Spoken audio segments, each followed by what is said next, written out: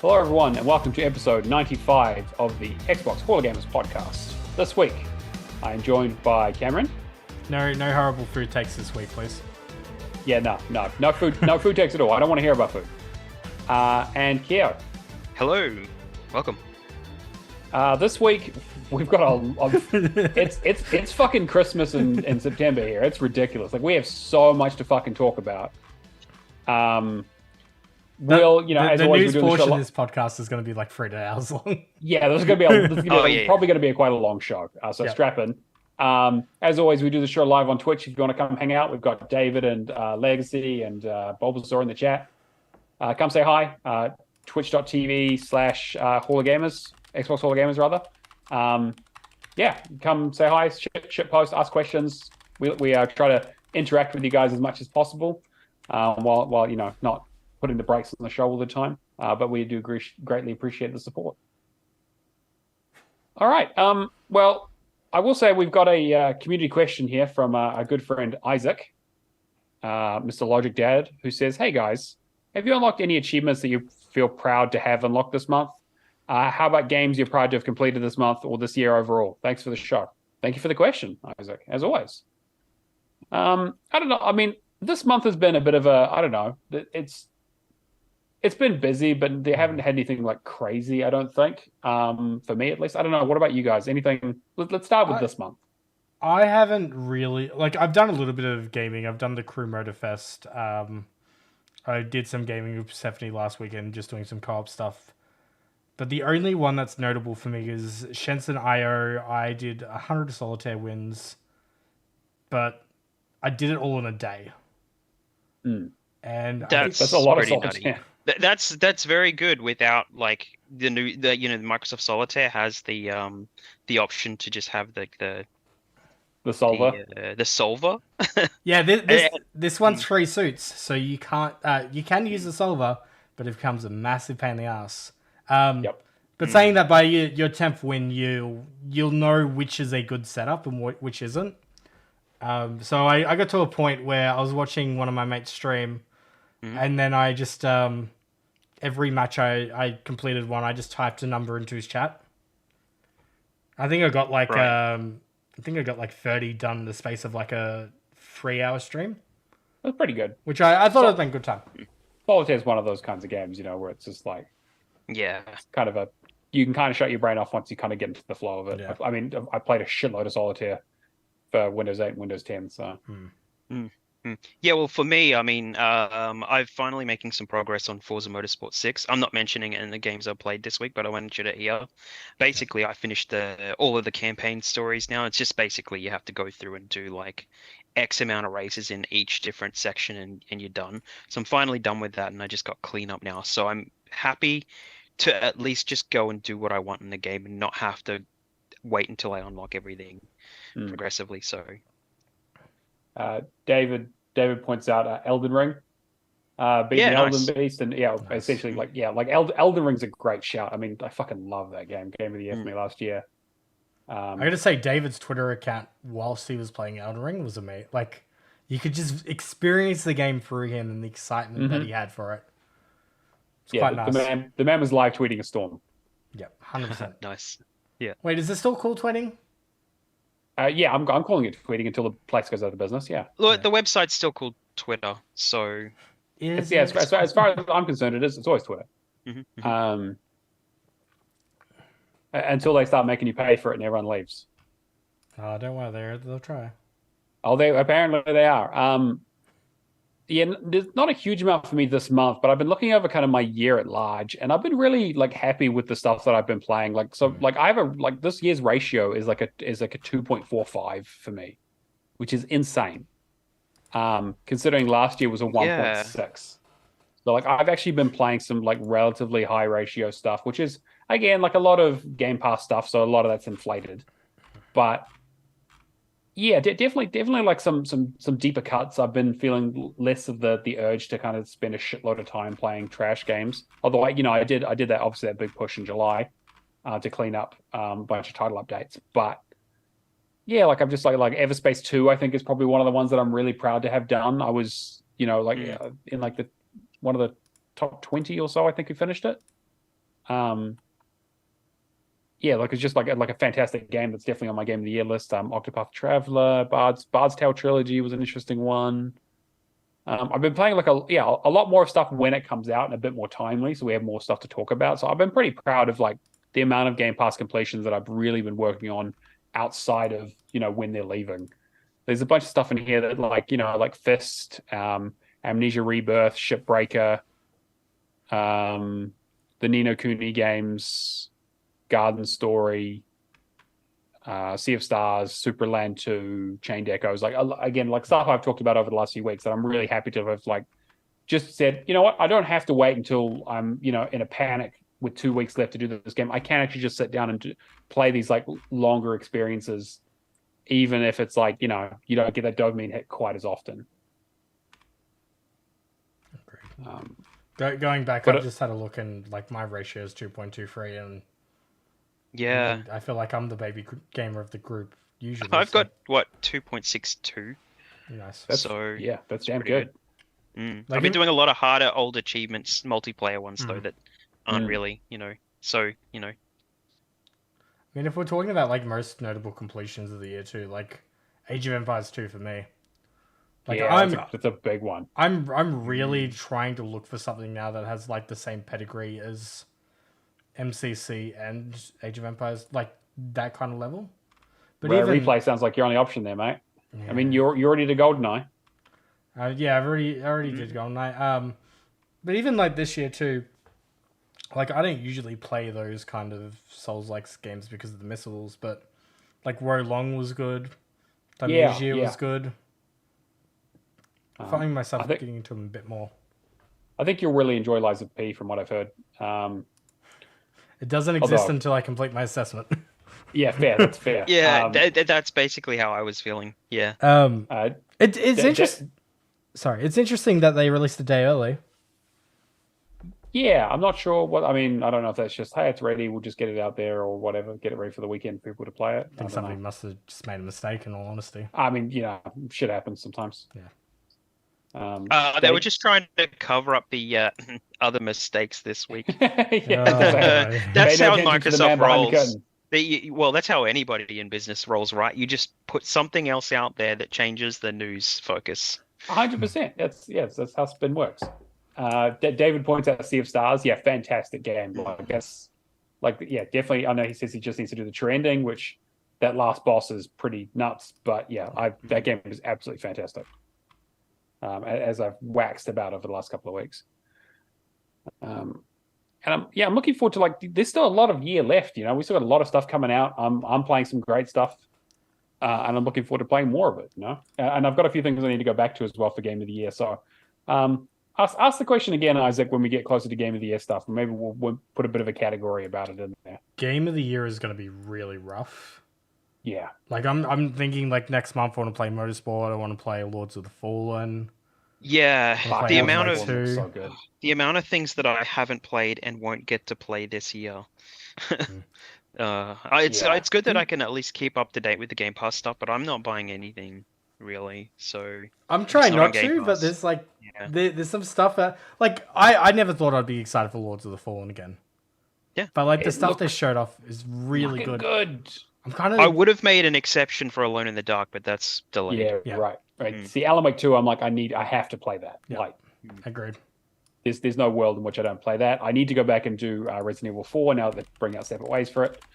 And I should probably do Dead Space as well, because I think it's probably going to be in a few people's discussions. Yeah, Dead Space is really good. I get the feeling it's really going to suffer from being, but first of all, for being in such a packed year of games, but also being so early in the year, people are going to forget about it, unfortunately. I'm trying to think what else is coming out for the remainder of the year. Modern Warfare 3, I guess, if you care about that. Mirage, actually. If you guys haven't seen the trailer for the Zombies reveal that they did a couple of days ago, it looks insane. Well, the effort they put into the trailer, at least, it's great. So, I think the game will do well. I mean, it always does, right? I don't know if it. I'll have a look at the achievements before I jump on it, but I do enjoy the Call of Duty games from a campaign perspective. Not they don't usually end up my game of the year list, but they're all not everything I play has to be, a 10 out of 10. No. That's just popcorn. Yeah, exactly. I'm going to get criticized for this, but I'm really keen for Sonic Superstars as well. That's fair. Yeah, I can understand that. I feel like you're wrong, but I can understand that. Yeah, I'm normally on Sonic day one, but the last couple they've been pumping them out really fast. I've missed Frontiers, so. Yeah, I didn't get a chance to play Frontiers. I need to go and do that. Actually, so just to quickly go through some of the games that are finishing, or coming out soon. We've got Motorsport next month. We have Mirage, which I like picking up Ubisoft Plus for $20, and just being able to play through the Crew Motorfest has been really good. So I like how I said a few podcasts back about being able to do that. It does sound pretty true. And then also having the same time a whole bunch of 2 to 3 hour completions that are Ubisoft that are usually too expensive to do is also the other plus of that. I see. Sonic Superstars, Hot Wheels Unleashed 2. What else was there? Bluey game coming out in December. Yeah, Game of the Year contender right there. 100%. Like a Dragon Gaiden. The Man Who Raised His Name. I'm really keen for that in November. Oh, is that this year? Shit, I didn't realize that. Yeah, okay. Actually. There's 3 of them coming out. Yeah, there's a lot of stuff happening. Okay, yeah. Which we'll get into when we talk about Tokyo Game Show. We will, yeah. Persona 5. Tactica. Oh, the Tactics. Yeah, Tactics game. Yeah, I forgot about that. That should be interesting. I don't know if that's going to be... I think it'll be an interesting game that people will enjoy, but I don't think it's going to be crazy popular. What else we got? Broken Roads coming out in December, which I'm really keen for from the Aussie devs that I met at the last year PAX. We've got that Avatar game coming out in December as well. Avatar. Mm-hmm. And presumably Baldur's Gate 3 at some stage, which that seems like it's going to be most people's game of the year, and I obviously haven't played it yet, so... Yeah. It's gonna come out when you got no chance to get it. I'm buying it. I don't care. I love Larry and I want to support them. And that game looks incredible. And also, Alston will kill me if I don't. There's a lot of games. And there's a whole bunch of indie games as well. There's X Defiant whenever that drops. Oh yeah, yeah, true. Yeah. The Wolong DLC's on the 27th. Yeah, I'm really keen for it. Do you want to join up for Wolong? I've got one other. Yeah, let's do. I was going to wait until the last. Actually, no, fuck it. Let's just do it. Yeah, let's just do it. I don't know. It's going to depend on his schedule anyway. So, but because I know they're doing one more DLC in December as well. Yeah, I'm really keen on them. But yeah, there's a whole bunch of games. But we've maybe drifted off the point of your question there, Isaac, a little bit. A little bit. Games are good. But we have to talk about new games. Yeah, we're fucking eating good when it comes to games at the moment. Yeah. I honestly Game of the Year.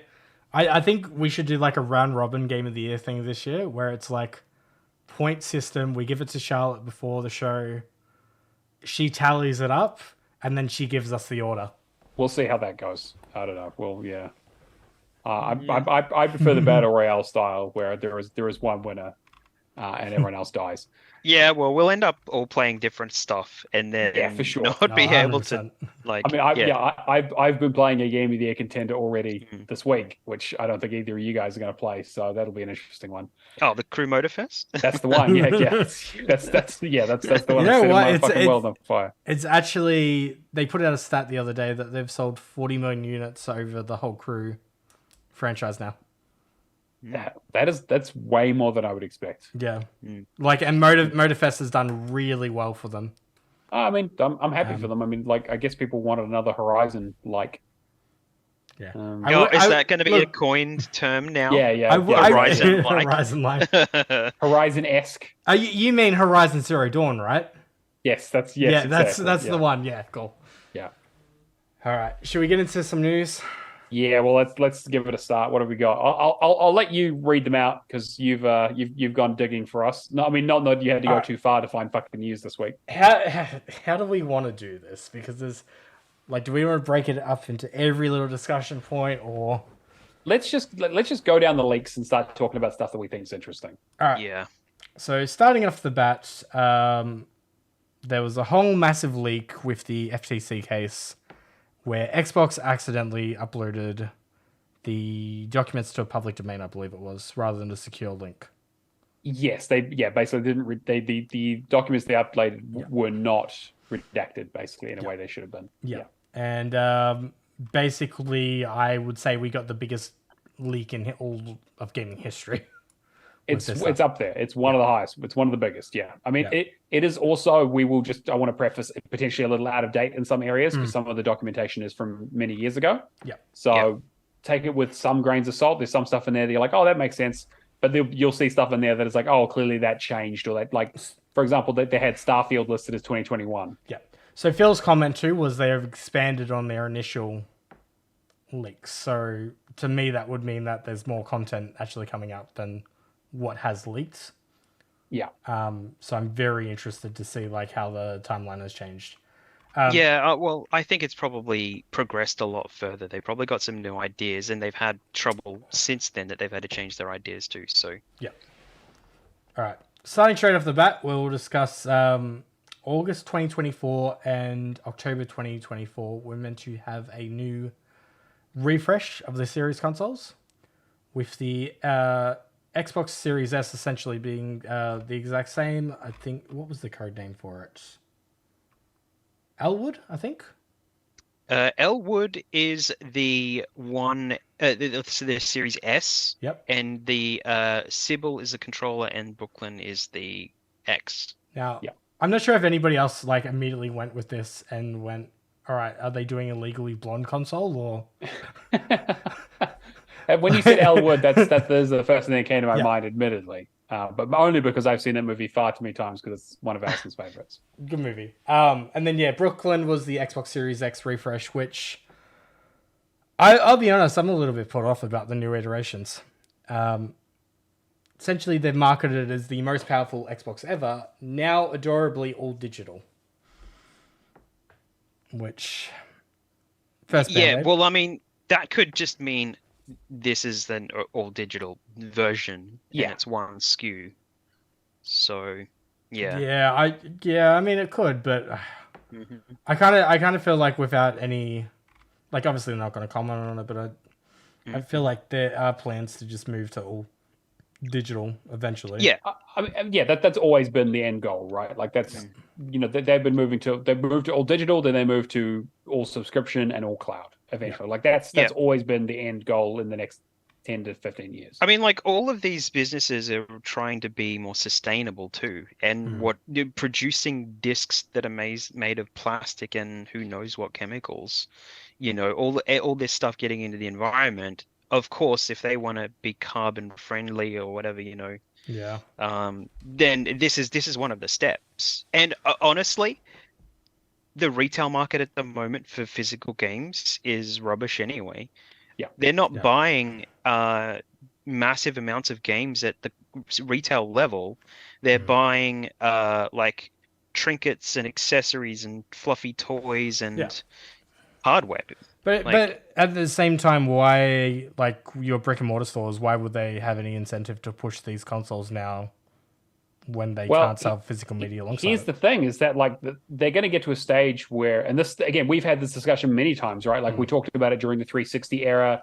We talked about it when the Xbox One came out, and we were like, it's like, do you remember when the PSP Go came out, and it was the first all-digital handheld, and EB Games was like, we're not selling it because we can't sell games for it, so why would we sell the console? Yeah. And like that was a long time ago. Mm-hmm.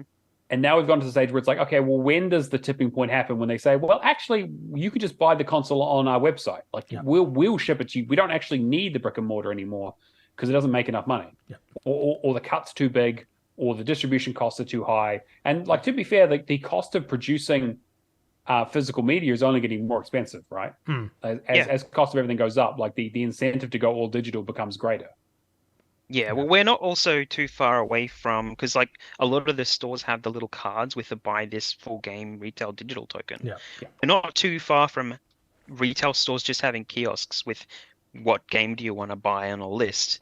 You just need a bunch of like resources on the back end that plug into a server that, there's someone else will deal with all of that, and you've just got a front end where you select what game you want to buy and you get a digital code printout.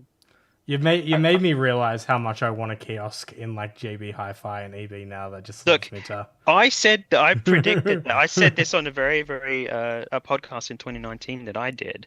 That I said we could actually end up with just kiosks with digital codes on the little one that I did back in the day, and like that was 2019. So yeah. And we've come a long way since then. And like, I mean, even when I used to work at EB Games way back in the day, they were already looking at like, well, how do we make sure the digital market doesn't completely eat our lunch? Let's try and integrate with, like I said, with kiosks or with DLC purchases or with codes in stores for those games. So that at least clipping the ticket a little bit. But, and the other bit is that like the code stuff and the kiosk stuff can be loss leaders for other things, right? Like JB Hi-Fi or for EB Games or wherever, right? Is that like, if you walk into one of those for a game, you could walk out with, a Minecraft plushie or a T-shirt or, a Mandalorian helmet or whatever the fuck, or, a DVD or a Blu-ray. Like that's where the money is really these days, because the profit margins on new games is so tiny. And because the used market is basically going the way of the dodo, which again, is another reason why, it's another reason why they're going to want to do that, because they don't have to deal with the used market if it's all digital. Yeah, of course. Yeah, there are ways to deal with retail. That's not going to be a problem at all, I don't think. So, but I will also just say one other thing I saw, and again, like this is like really bad podcast etiquette of me to not have looked this up beforehand, but I did see a tweet that was talking about the actual sales numbers of the Series S versus Series X in terms of like percentages, and I think it was, and again, this was only for a single month. So again, it is like, take it with a big fucking grain of salt. But it was basically like, it was 3-1 in terms of like 75% of people were buying the Series S in terms of like their console sold, which is again, the cheaper alternative with no disk drive on it. And so I could definitely see a future where Microsoft are like, the Series X, obviously, we want to sell to powerhouses, but it doesn't really feel like the disk drive is a key differentiator in a way that actually makes sense. So I reckon the reason that they're launching the Series S... TA has it that Xbox Series X consoles were coming out in August 2024 and Series S in October 2024, but I'm pretty sure that's around the wrong way. When it comes down to it, they really just wanted to make a smokestack for people to blow their smoke through the bottom, so it looks like vapor chamber, bro. So TA's made a mistake, because the image has the launch for the Elwood version at the end of August and the Brooklyn version at the end of October. And the reason I reckon they're doing that is for Black Friday sales for the Elwood. Yeah. That makes a lot of sense. You've got a new shiny thing on the thing. They've done that dropped before it to with Xbox $2.99 consoles. With the $2.99 drink, something like that. Yeah. But just some of the stats with this stuff was the Xbox Series X refresh is going to be like a cylinder shape. It was going to have 4K Gen 9 console with more internal storage, faster Wi-Fi, reduced power, more immersive controller, and a redesign that elevates the digital experience of the Xbox ecosystem. So, what was this other bit here? Yeah, it basically looks like Alexa. Features a 12 teraflop GPU, 16 gig of RAM, the same as the standard Xbox Series X, though it will have 2 terabyte of storage. USB-C port on the front, I'm kind of indifferent about. I mean, good. That's the standard. So I'm wondering if it's the case now, like they're going to have an external accessory for disk drive as well. I mean, it's probably not a bad idea if it's a small enough market and they can, mark it up a little bit and make a bit more money on it. If it's Xbox, they'll wirelessly sync it to the console. Yeah. Actually, that's actually not a. That's and it'll actually be wireless electricity as well. So you won't have any plugs whatsoever. I mean, we joke about that, but I can imagine that being a thing. I wonder, there is a thing, and you can look it up. I don't remember the name of it, but there is a faster than light. It might even be called faster than light. Wi-Fi. So FTL's already lighting. Yep. So, yeah. So, I could definitely see a disk drive. I mean, USB-C is the standard these days. I mean, hell, even Apple has to use it now. So I like the whole spin of the iPhone 15 event. Just like, oh yeah, like the goodness of our hearts, we're coming out with USB-C.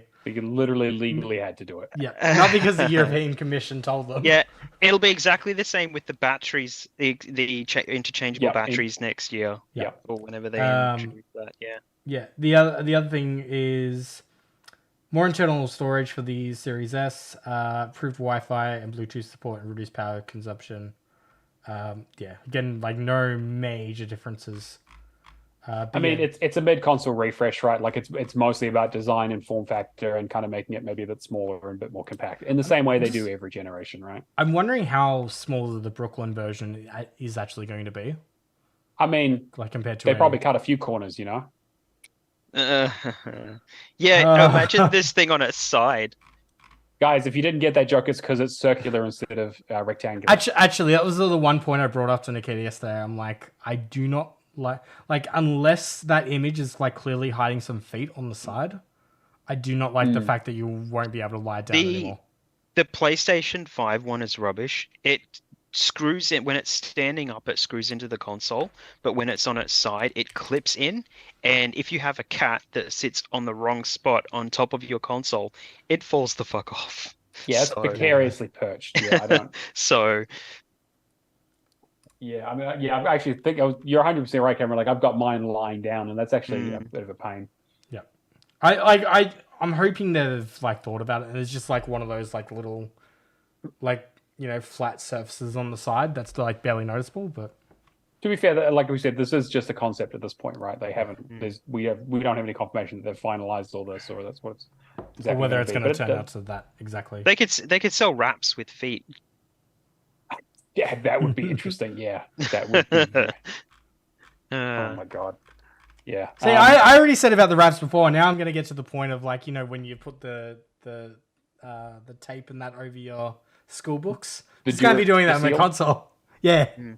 Duraseal's going to have fucking unicorns on it or some shit, or spaceships. Actually, you know what? The more I'm talking about it, the more I'm on board. Actually. Oh dear. All right. So yeah, that's the new series consoles discussed. Let's get into the new controller. So yeah, this thing looks fucking hideous. I don't like shading at all. The first thing I thought was just like, how does a controller wear pants? Yeah, that's how would a dog wear pants like this or like this? Yeah, I had exactly the same thought. Is that a Bluey reference? No, it's like an old meme. Yeah. Oh right, okay.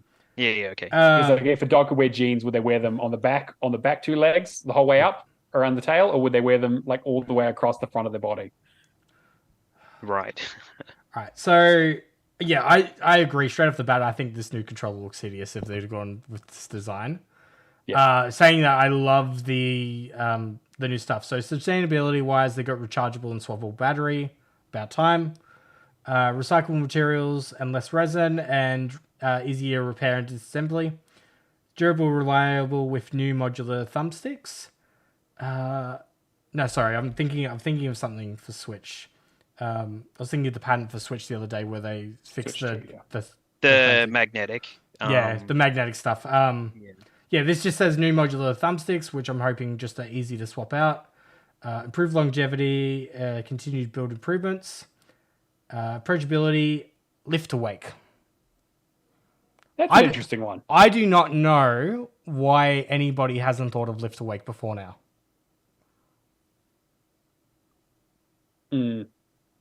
Yeah, I mean, I guess that's the thing people have been trying to work out, whether or not that motion sensing is actually for anything else as well. But yeah, well, lift awake. Yeah, they said that there's precision haptic feedback and that in there and that as well. So I'm wondering what the limits of it are. But I just went the other day and thought, why the hell hasn't anybody thought of lift awake until like I guess has it been hard to work out or something? Or at a guess, and again, I know fuck all, right? And I'm pulling this out of my ass.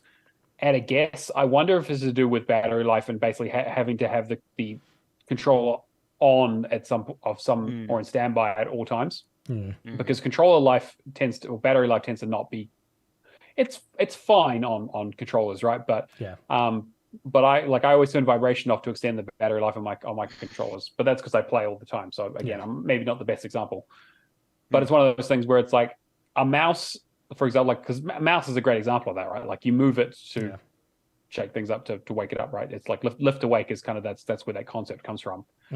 But a mouse is a very, very simple piece of technology, right? It doesn't have it doesn't have have a couple of buttons, and that's pretty much it.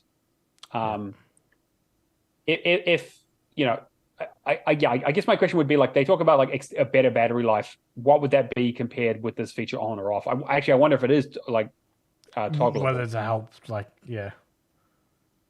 I just feel like it probably hasn't really been much of a demand for it, but it is a cool idea. Like I think like it makes a lot of sense in a lot of ways. I just wonder I mean, people complain about the PlayStation controllers going dead after a few hours, and it's like if the battery is a problem, then it doesn't help.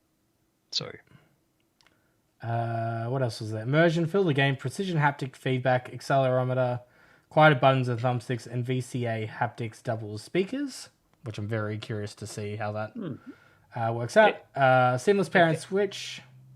Sorry, I was going to say it sounds like they're taking a lot of pages out of the PlayStation book. Basically, the speakers are supposed to be on the bottom of the controller, where their grips are. So it's like, are you actually going to be covering them with your hands, or are they? I wonder if it's if it's like because if it's like here or like here. I was thinking like when they said bottom, it was like here. Under here, or the hand grips. That would be weird. Or something. It's just like. Yeah. Just muffled yelling. You're strangling me. Yeah, I'm not too sure. Get a grip. We need more details on it. I'm curious to see. I don't think it's for me, and I like that they're bringing some of the elite stuff around like control, like the thumbstick stuff into the lower tier, which makes a lot of sense. But I also feel like they're probably going to be hamstringed a little bit by. Because this is kind of like current gen, this is like a gen refresh, right? So it's like, well, how many games are really going to? This is the same problem the PlayStation has, right? How many games are going to take advantage of the extra new features of this controller that only a few people are going to have? It's probably just going to be first party and if it's going to have speakers, it should just talk at you. Yeah, and then you can waterboard it or some shit. Yeah, exactly. Yeah, like where's the bomb? And what was the other thing? Play Anywhere, Xbox Wireless 2, Direct to Cloud, Bluetooth 5.2. Yeah, which makes perfect sense. In the same way that the refresh is going to have better Wi-Fi, that's expected. But yeah, I don't know. I'm interested to see whether this is going to be a case of like, I know when I feel the Xbox 360 to the Xbox One controller was like a massive change there. But even going from Xbox One to just a Series S, just a Series controller now. I love playing with a standard Series controller. Yeah, me too. I actually stopped playing with the Elite because I feel like the Elite is too heavy in comparison. I don't like how plasticky the Series X controller is. I think it really needs to have grips, and like the Forza controller is amazing for me, but I don't know. I don't like the way that the new one feels just as a standard. The out of the box item, and I don't know how many of you have played with the standard one. Yeah, because I've got my standard one hooked up to my PC, so I use that every now and then. But like I almost use my Design Lab one all the time, which has grips on it. Pretty much. I use the Design Lab with the grips, and I think the PS5 controllers are new standard for thinking outside the box. Yeah. Except they do not need a touchpad. No, that touchpad is so fucking stupid. But yeah. All right, just seeing if there's anything else to that. No, cool. All right, let's move on to the next thing. The next gen of consoles, essentially. So the court documents suggested that the next console could launch in 2028, and it suggested basically like at least a partial cloud console. Like I'm not going to pretend and understand a lot of this jargon here, but yeah, graphics innovation would be like next gen DirectX ray tracing, dynamic global illumination, Yeah, wait, there was some a lot of stats about the actual new I was listening to Digital Foundry, and they were basically saying like everything has to, like, it looks like they're leaning more towards the Nvidia stuff over the AMD stuff in terms of like how much more advanced that technology is, so compared to the competition. So, but the only console that has Nvidia in it basically is the Switch in terms of and like that's old architecture. school. Yeah. So That's ARM stuff, right? And that's basically because Nvidia acquired ARM, I think, anyway. So if I remember correctly, anyway, that might be. Yeah, I think the Windows phones and the Surfaces were built originally off ARM technology. That's right. Yes. And then they moved from that if they're not using something similar. Well, I think I think I saw Jez Corden say today that one of Microsoft's biggest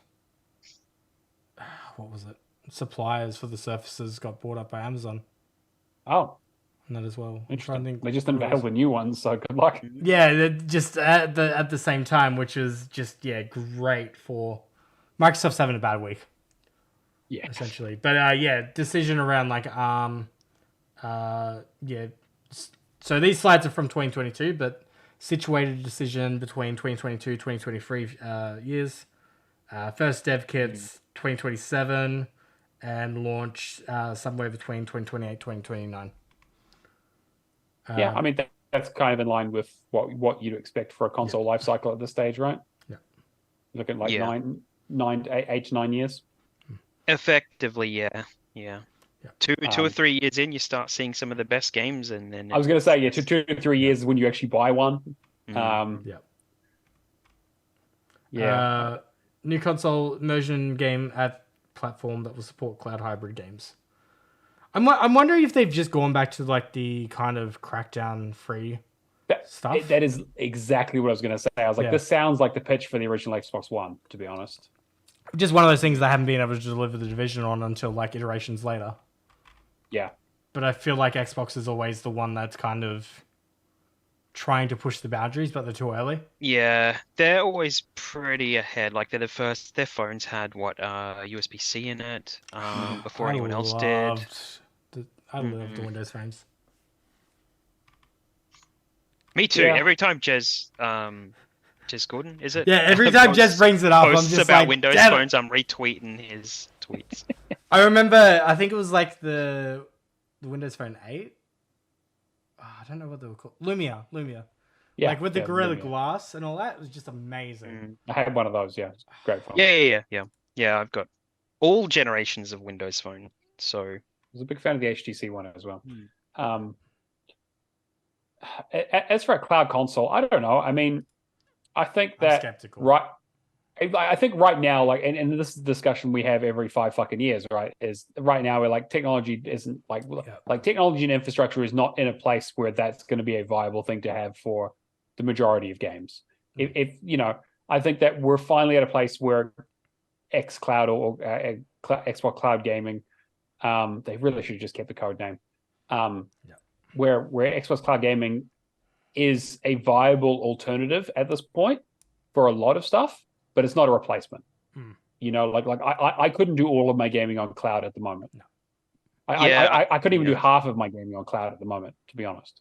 Yeah, I'm pretty sure they've said that it wasn't going to replace anything. Yeah, they very much said for this generation at least that it was going to be a companion piece and a value add. Because obviously they also don't charge any more for it, right? It's part of Game Pass Ultimate. Yeah. It's basically a loss leader for them, and also gets them good data to use for this future console potentially. Sorry, what were you going to say there, Cameron? I don't know. I'm a little bit iffy on it still, just because it just feels like another one of those things of like the Australian internet can't really support. Yeah. Like I don't see the infrastructure and ANZ being able to support it. Oh well, New Zealand would probably be. To be fair, I do get 1,000 down and 500 up. So I do. But even then, the shared distance that New Zealand is from everything else makes ping a huge fucking problem, even if the speeds are good. Yeah. And until there are enough data centers in a lot of places, and we were joking about that for the Series X launch, right? Was that they could put a series, they could bring the Series X here and have a launch event here, but they couldn't put a fucking data center in here. Yeah. Like until that becomes more of a reality, and I think we saw. I don't think it's in the news, but there was the whole thing with Starfield where people were trying to play out on cloud, had like 10-minute wait times to even get into a game.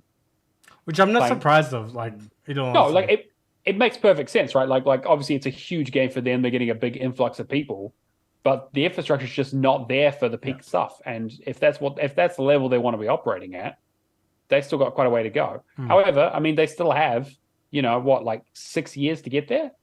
So, yeah. I mean, maybe we have this discussion in another 5 years when they, announce the new console, that we're kind of maybe at a different spot when we're still doing this fucking podcast. Yeah. I mean, maybe they can just start buying our telco companies. Couldn't go any worse, right? God, could you imagine Telstra is owned by Xbox or Microsoft? No. All right, let's get on to the plumber stuff. So, I do just want to say that I would love it if they could get Master Chief to be your It's like you dial into Telstra and suddenly it's like Master Chief is the automated phone voice. No. You'll will this into existence and I'll hate you look, for it. I've heard a lot of really fucked up AI voice things for Master Chief recently. Look, they went the sexy route with Cortana, and that didn't turn out too well. No, it did not turn out great for them. That is fair.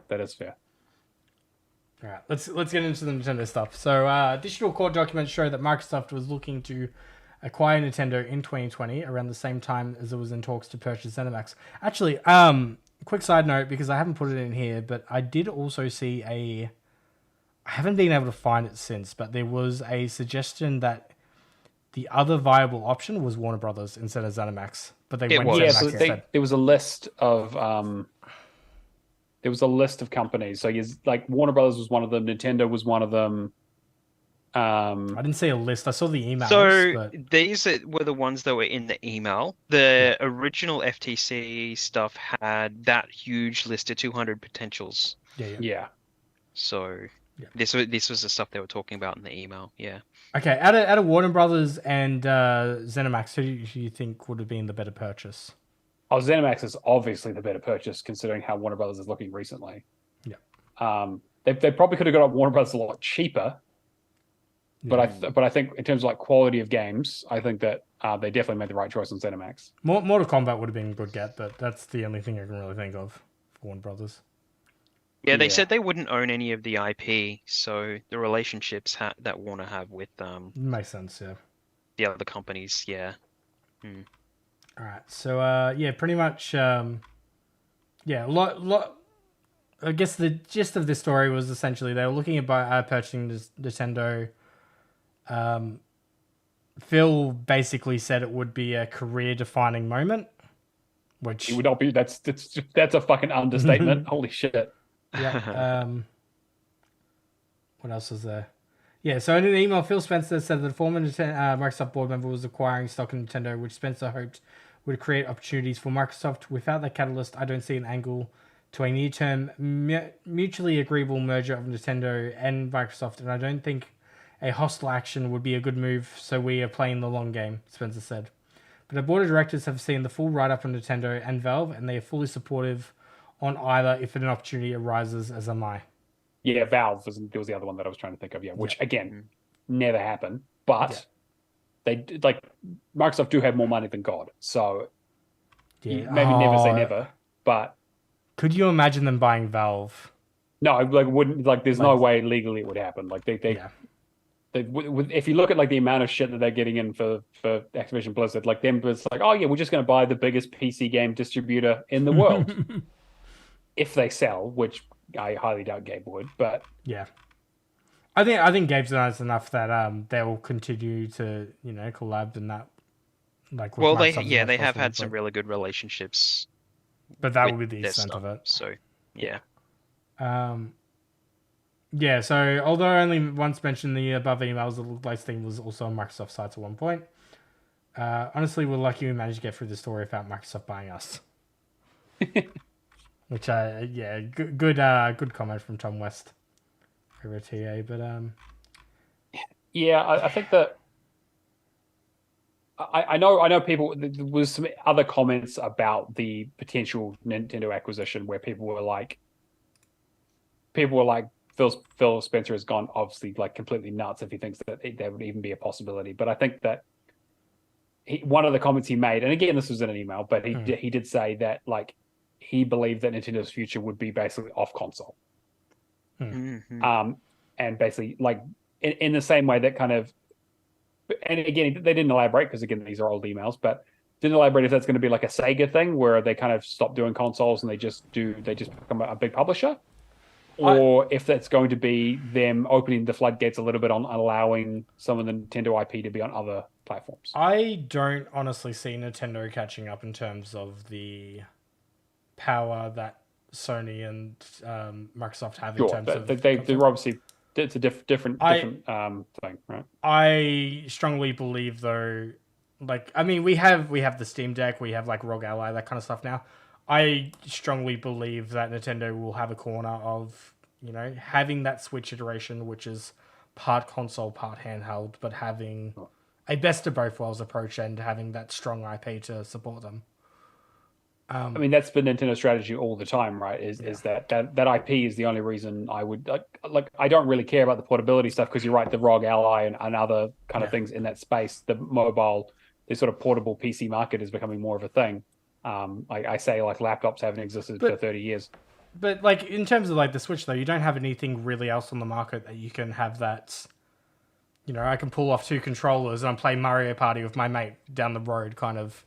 Sure. There's literally nothing that I can play a Kirby, Zelda, or a Mario game on either, right? It's like, if I want to play Metroid Prime Remastered, which looks fucking great, I have to play it on the Switch.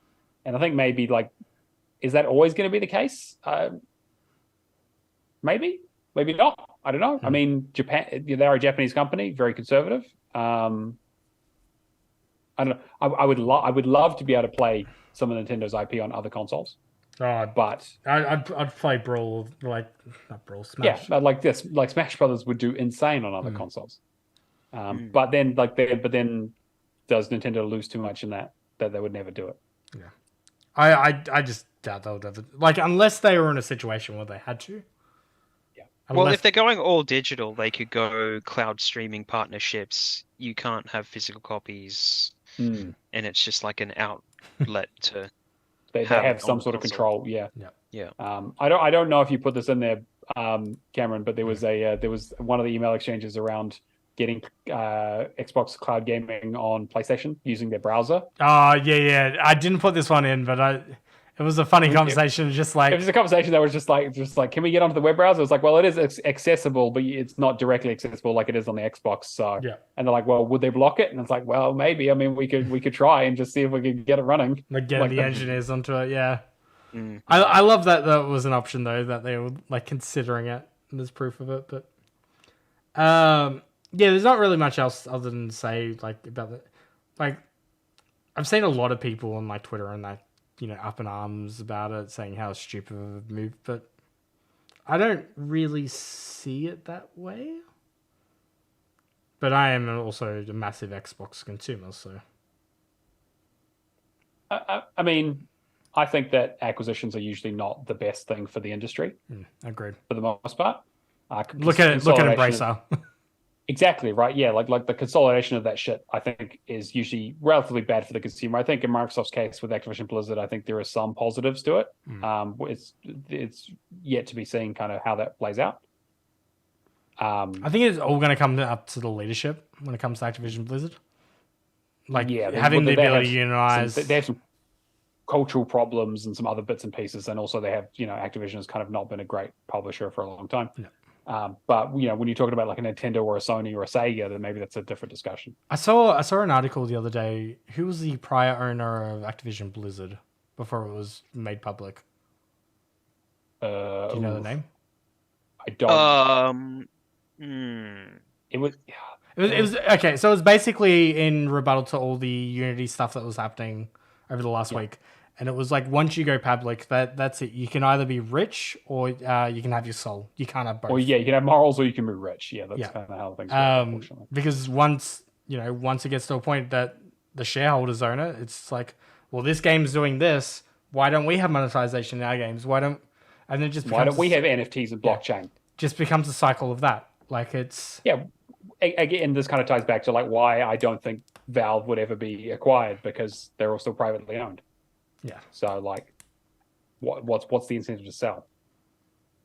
Unless Microsoft shows up with several $1 billion, like they literally drop a plane load of money on them, and even then, it's not like I mean, I'm sure they'd love it, right? But at that stage, they're a hugely successful company already, and so are Nintendo, and so that's why when looking at this list, the Warner Brothers one is the only one that maybe makes a bit of sense, because they have been in some financial trouble for a little bit, or at least their parent company. I was guessing Warner for a good while before. I love the disconnect in my brain knowing that Steam is like the biggest distributor when it comes to all of gaming, and then how the back end is completely held together with duct tape. Pretty much. Yep. It still amazes me to this day. Fascinating company, Valve. But yeah. I don't think there's really much else to say about the Nintendo stuff. We'll move on to Design Lab. So another interesting thing was Microsoft plans to eventually let players customize their console in Xbox Design Lab, which I thought was very interesting. Obviously they started doing the wraps for like Starfield, which unfortunately we can't get an ANZ. I'm kind of like a little bit bummed about that. Don't think they priced that badly. I think it was like $50. It's actually okay. All right. Yeah, just to get like a magnetic wrap for your console. I wasn't sure like whether they were going to do like the skin stuff that they did like during the 360 essentially. Oh, with like the faceplate stuff. The faceplate, yeah. Whether it'd be like that, but I think like a magnetic thing to just wrap around is a great idea. Design Labs currently focuses on controllers, players being able to choose every element of a controller. The document also contained a spec sheet comparing the upcoming Elwood revision of the Xbox Series S. So basically supporting that document. Supporting that document under the UFA project, which is Xbox Series X in Design Lab. Right. It's not yet if players will be able to customize the controller to accompany the console, but the document does point out that the new Siebel controller bundled Brooklyn will be coming to Xbox Design Lab as well. Oh, and you know what they could do? You could change the color in the top from green to something else, but maybe as an add-on they could get LEDs in there for real. That would actually be kind of cool. I'm kind of on board for that. Yeah. It's funny. It's funny that I can just picturing the Series X getting a magnetic wrap, and it really has just turned into a big fucking fridge, hasn't it? I mean, I need to plug my fridge back in. Just barely use it. But yeah, not much other than that. Pretty one-sentence story. All right. The main juice that I want to talk about, the leak around the ZeniMax stuff. Yes. Which I'm very keen on. We've been hearing rumors about a Oblivion remaster for like a little while now. So it's good to have some proof about that. So this title schedule was, I think, from 2020, if I'm not mistaken. It was before the acquisition. Yeah, July 2020. So long before Redfall launched. So there's a few interesting things in here. Like, we've got Fallout Wastelanders, Deathloop, Elder Scrolls Online, Greymoor, all stuff that's already come to fruition. They originally had Starfield listed as a 2021 project, alongside Redfall, Ghostwire Tokyo, Fallout World. I'm not across all the Fallout 76 stuff, whether it's actually released. Project Bicky. Do we know what that corresponded to? That sounds familiar. What was that? I don't know. It might just still be a code name. Yeah, it potentially might be. Actually, that might have been Hi-Fi Rush. Oh, right. Okay, yeah. Well, because that is Tango Gameworks, right? Which is ZeniMax. Yeah. Okay. Yeah, could be. Yeah, it might have been. Yeah, actually, I think it is Hi-Fi Rush. that would make sense. Because I can't see it listed anywhere else along there. 2022 Indiana Games Zone, the Oblivion remaster, another Elder Scrolls Online expansion, Starfield DLC. So we know DLC is on the way. Then it starts getting interesting. We've got Doom Year Zero in DLC. So we've got confirmation of a new Doom title. Yep. We've got Elder Scrolls Online, another expansion. Yeah, about that. Then we've got Project Kestrel and Project Platinum. Which I'm trying to think if ZeniMax have had any announcements. Crossover stuff with Platinum in the past? No, not crossover. Like just any announcements that like correspond with that stuff. Not really. Yeah. And then 2024 was listed for Elder Scrolls 6, Project Kestrel expansion, upcoming licensed IP game, which licensed IP game. By my favorite. Favorite, yeah. Fallout 3 remaster. Yeah. ESO expansion once again. Ghostwire Tokyo sequel. Dishonored 3 and Doom Year Zero DLC. There were some rumors, I think, from what I remember, about the IO stuff. Them trying to get a hold of, was it Bond and stuff like that they were doing? Yeah. Right. Well, why? Because they get IOI doing a James Bond game at the moment. Yeah. And I know there was some IO talks, I think in the original, potential documents and stuff like that. Right. But I don't know what else it would be. To be fair, some of the stuff could be smaller things. They don't necessarily all have to be huge project. Well, although to be fair, having something that has Project Kestrel and then an expansion for it probably means it's going to be definitely a larger game. Yeah. Because the guys that do Gears of War, Coalition, they've been helping with a lot of other stuff, and I think they might have been helping with the Gears of War stuff too. So, Project Kestrel was listed in the huge NVIDIA leak as well. Right. Okay. As Kestrel. Right. So, yeah. So this is still a thing that's definitely happening. Yeah. The NVIDIA leak was what, 2021, if I'm not mistaken. Yes. But I mean, like Oblivion was already like there was much confirmed talk about it already. Fallout 3 remaster, I was not expecting. No, but I think it makes a lot of sense. Yeah. They'll probably want to have something before the next Fallout comes out, which is they're going to need a stopgap after the Elder Scrolls. I wonder how long ago those conversations around a Fallout series were floating around, because that's next year, right? I mean, and from 2020, do you think Project Platinum was just Scalebound? That was going to be my joke as well. Yes, I was thinking potentially they might be trying to bring back Scalebound. What, and give it to Bethesda? Well, again, we don't know if any other the fact that it's called Platinum could be a coincidence, but I don't know. Again, it's so hard to tell considering how out of date these documents might be. Yeah. But there's a lot of interest. I'd be very keen for an Oblivion remaster or Oblivion remake remaster. And there's also no Wolfenstein or Quake in there. I don't think so. That could be any of that. In all honesty, I think they've kind of sidelined Wolfenstein after Youngblood. They're just working on Indiana Jones, aren't they? That is true. Yeah. I mean, they sidelined it. They still have the IP. Yeah. But I mean, I could see Project Kestrel could easily be Wolfenstein 3. That would not surprise me. I mean, those games have had expansions in the past. There is definitely, I think it's still an appetite for it. Yeah. And even Machine Games said that they want to do it. They want to finish the trilogy at some point. I'm wondering how many of these code names kind of actually correspond to the game. Fuck all. That defeats the whole purpose of having a code name if it corresponds. Yeah, exactly. Yeah. Yeah, but then that same argument could be made with Platinum, though. Oh, 100%. Yeah, I don't actually think it's a collaboration with Platinum to fucking Scalebound. I'm sure, for all I know, it's New Vegas 2, and it just happens to be because they're talking about Platinum chips or some shit. I don't know. Yeah, I wonder if Vegas 2 would even show up on this list. It wouldn't because it was before. I mean, going into Tokyo Game Show stuff later, the Fallout 76 has a gambling Sure. So, But yeah, the other stuff on there like Ghostwire Tokyo, wasn't expecting it to have a sequel.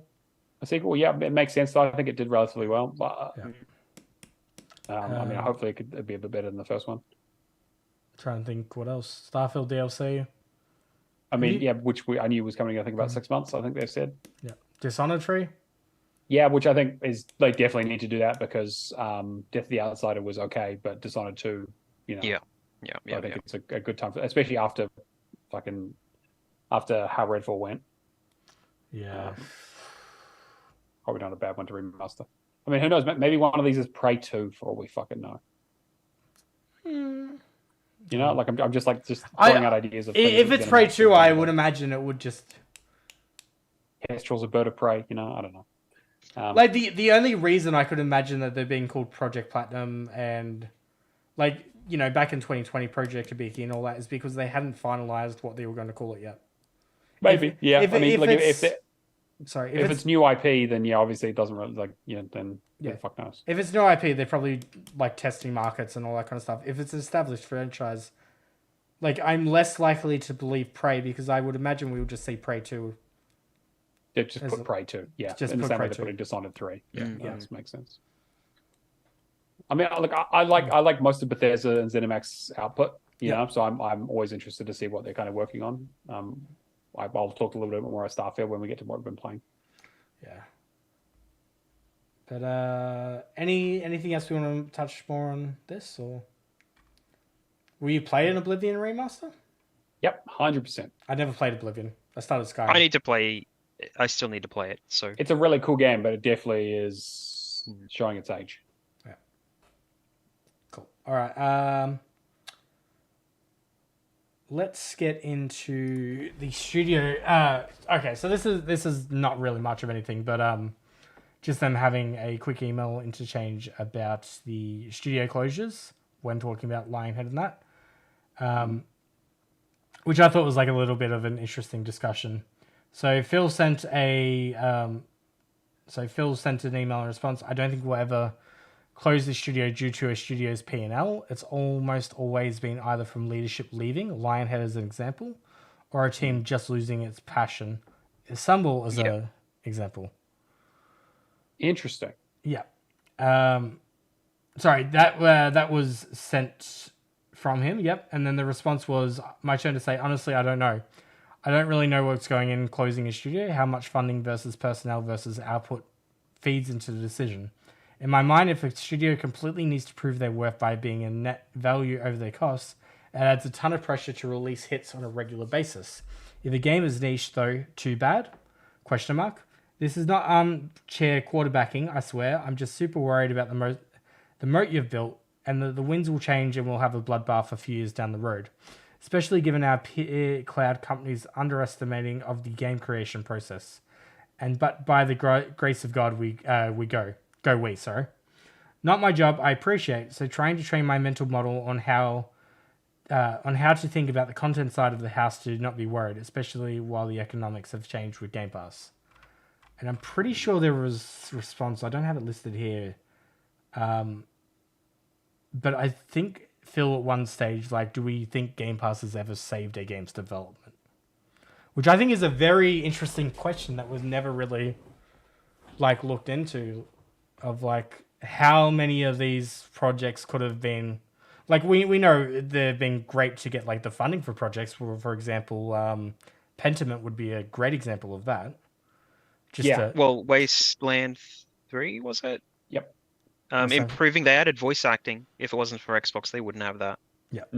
So there's like improvements on original ideas. There's been, there's been improvements in original ideas. There's been the case of getting projects off the ground. But like, do we honestly think it's ever saved a studio from like closing up shop? Is the question. Probably.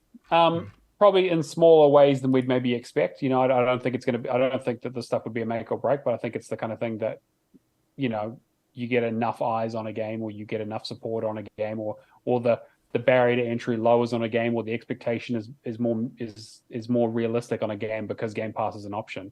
Yeah, like the just relief from the developers, just trying not to have to worry about their game anymore. Yeah, it's like if you don't have to worry about your game selling 5 million units, I mean, fuck, even Bethesda struggles to sell some of that. I mean, they had what 10 million people play Starfield, in its opening week. It's like how many of those people are on Game Pass? Like, it's nuts. I mean, yeah, the service pays for itself, but yeah, I know, I just thought it was like a really interesting question. Hey, Admiral. Yeah, all right. Moving along from that. That's basically like all the leak stuff. So we talked about the ZeniMax stuff. We talked about the Design Labs console, the console refresh 2024, next gen consoles, buying Nintendo, studio closures. I don't think there's anything else that I have missed. There's one thing I want to talk about as sort of a leak or kind of an interesting revelation about Yakuza Like a Dragon. Yep. So do you remember when Like a Dragon came out as a Series X exclusive and everyone was like, where's the PS5 version? Yeah, I know where you're going, but yeah. And everyone was like, that's kind of weird. It's like, it's not that's not the kind of thing that sounds like it's kind of weird for them to have an exclusivity play. So apparently in the leaks, they basically found out that it was basically because Sega kind of fucked themselves. Yeah.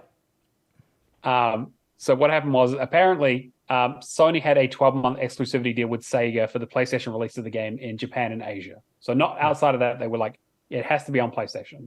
Yeah. And you can't have it on Xbox, which meant that Microsoft couldn't release an Xbox version of the game in Japan until the deal ended. However, Microsoft also had a deal with Sega that included parity clause that prevented Sony from releasing a SKU of Like a Dragon until Xbox did as well.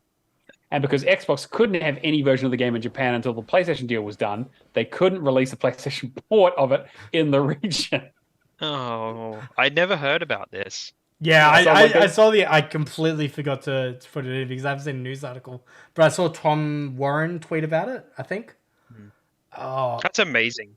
Yeah, and because Sega were like, well, we're not going to put out a PlayStation 5 version of this in the United States because if we can't put it in Japan, where it's going to be our biggest market for it, so they're just not going to bother. Which meant that they essentially had a de facto exclusive. Yeah, because they were like, well, we can only release the Xbox version outside of Japan, and so that's why it took so long for that port to basically be announced. And they basically had the rights. They had the exclusive rights to basically for marketing, so they basically marketed it as an exclusive game. You've just reminded me too. There was also an email discussion about potentially doing a Sega branded console in the Asian market, which would have used like one of their flagship IP. I think they were like messing around like Sonic or Yakuza or that. Oh, that'd be cool. Like having that discussion of like what would go into that process. I don't think there was much else other than that, but probably not. Yeah, it's cool. It was cool to think to see that I was thinking about it. Kind of made me wonder, like, other than the main flagship stuff, like what goes into it, because the only stuff we've had really is the Master Chief console. Like even Starfield didn't. Oh, Starfield had the controllers. They had one, yeah. They didn't have the console though, right? I'm pretty sure they did. It was. I don't know if it was widely available though. Because the only bundle I can think of is the Diablo one, but the Diablo was the standard. It was just a black console. Yeah. Ah, okay, right. There you go. But yeah, that's pretty much all the Xbox League stuff. I do find it funny. So Phil basically addressed it with a full memo after the fact. That also leaked. Well, that's not a surprise. Like that happens every time. Yeah, that's not a surprise. But essentially, teams today several documents submitted in the court proceedings related to our proposed acquisition of Activision Blizzard were intentionally disclosed. I know this is disappointing, even if many of the documents are well over a year old and our plans have evolved. I also know we take the confidentiality of our plans and our partners' information very seriously. I will say, all the stuff that leaked too had, if you look very closely on the images, they're all like watermarked. Of course, yeah. So they can track who leaked it. Yeah. Yeah. We will learn from what has happened, be better going forward. We all put incredible amounts of passion and energy into our work, and this is never how we want that hard work to be shared with the community. That said, there's so much more to be excited about, and when we're ready, we'll share the plans with our players. In closing, appreciate all the hard work that you pour into Team Xbox to delight and surprise our players. In the days and weeks ahead, let's stay focused on what we can control, continuing the amazing success of Starfield, the upcoming launch of the incredible and accessible Forza Motorsport, and continuing to build games, services, and devices that millions of players can enjoy. Phil. Yeah, to clarify, this is a email to the employees. Yeah. After the leaks have happened. Yeah.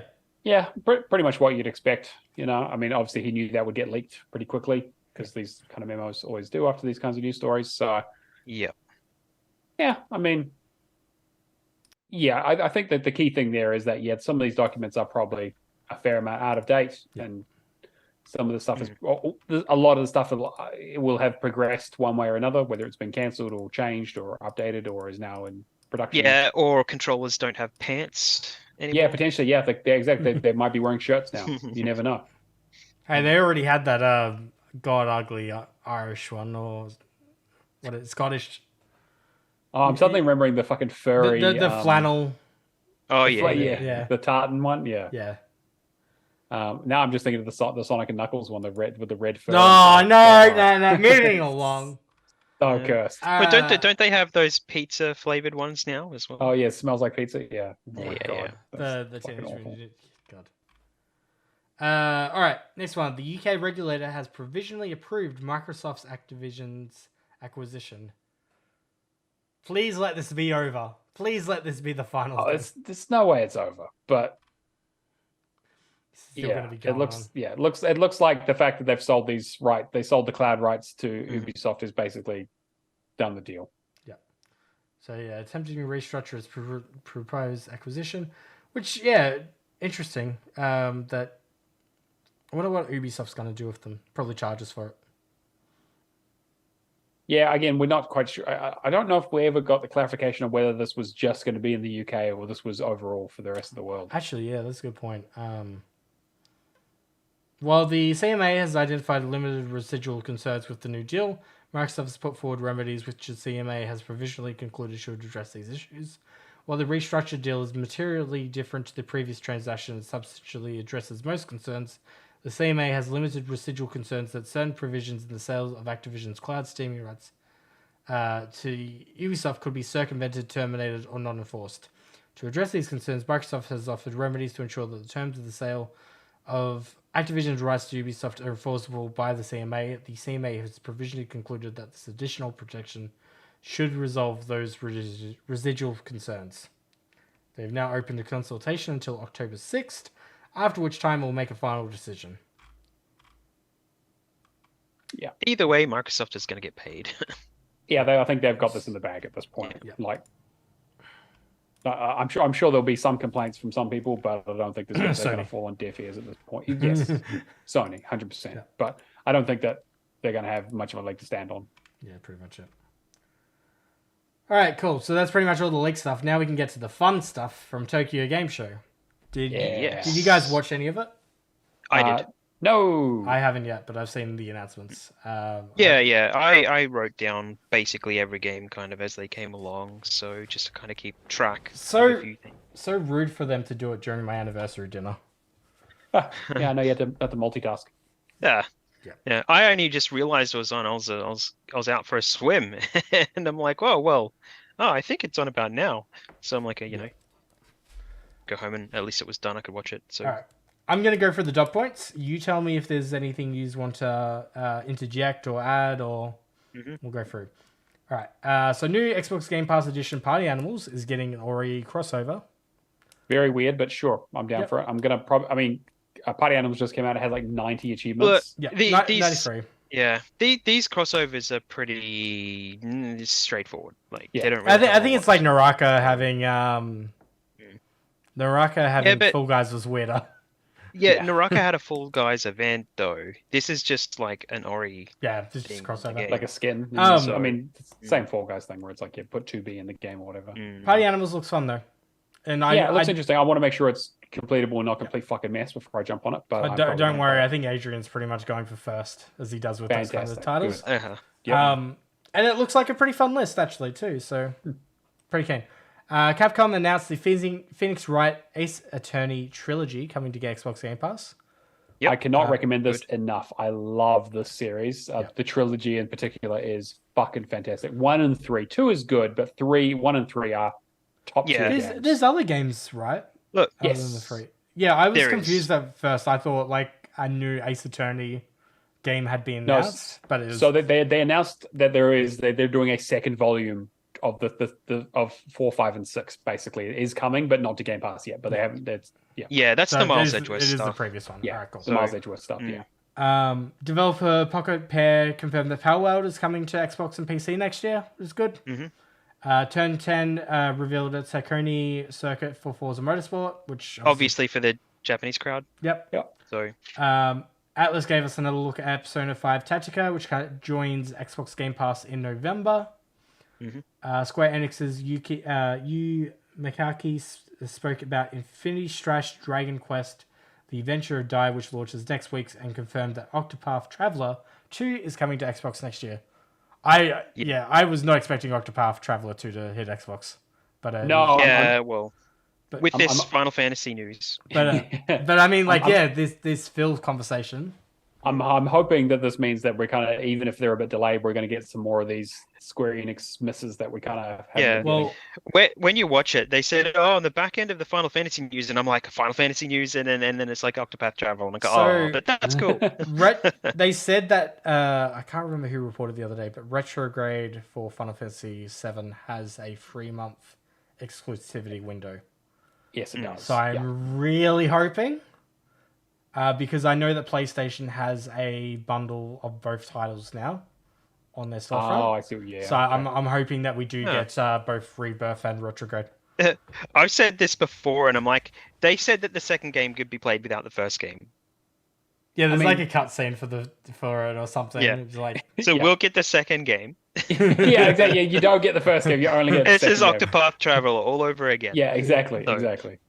I mean, if we finally do get the final, like, I think Square Enix is kind of in a position now where they're like, these exclusivity deals are like kind of messing us. Like, would they lose on 16 like 2 billion?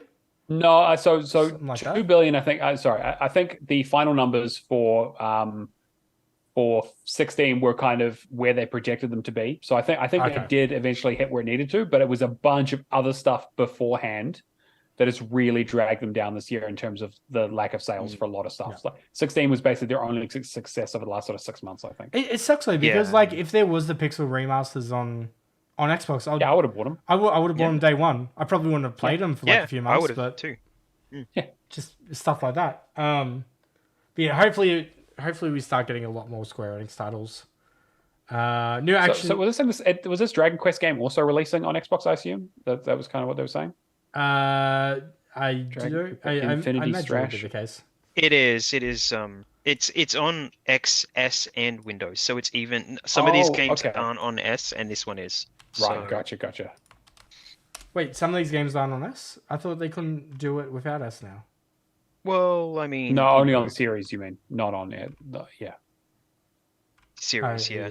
I mean, they do want the parity, but a lot of the splash screens that they had with the with what platform they're on had Game Pass, Xbox, and Windows, or Xbox Series X, S, or X, and then Xbox so One, it's kind of confusing.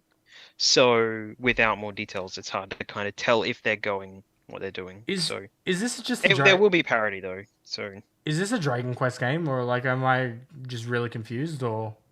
Yeah, it's a Dragon Quest universe game, but it looks like it's more like a 4-player like brawler-esque kind of thing as opposed to your standard turn-based. I'm just kind of looking at it right now.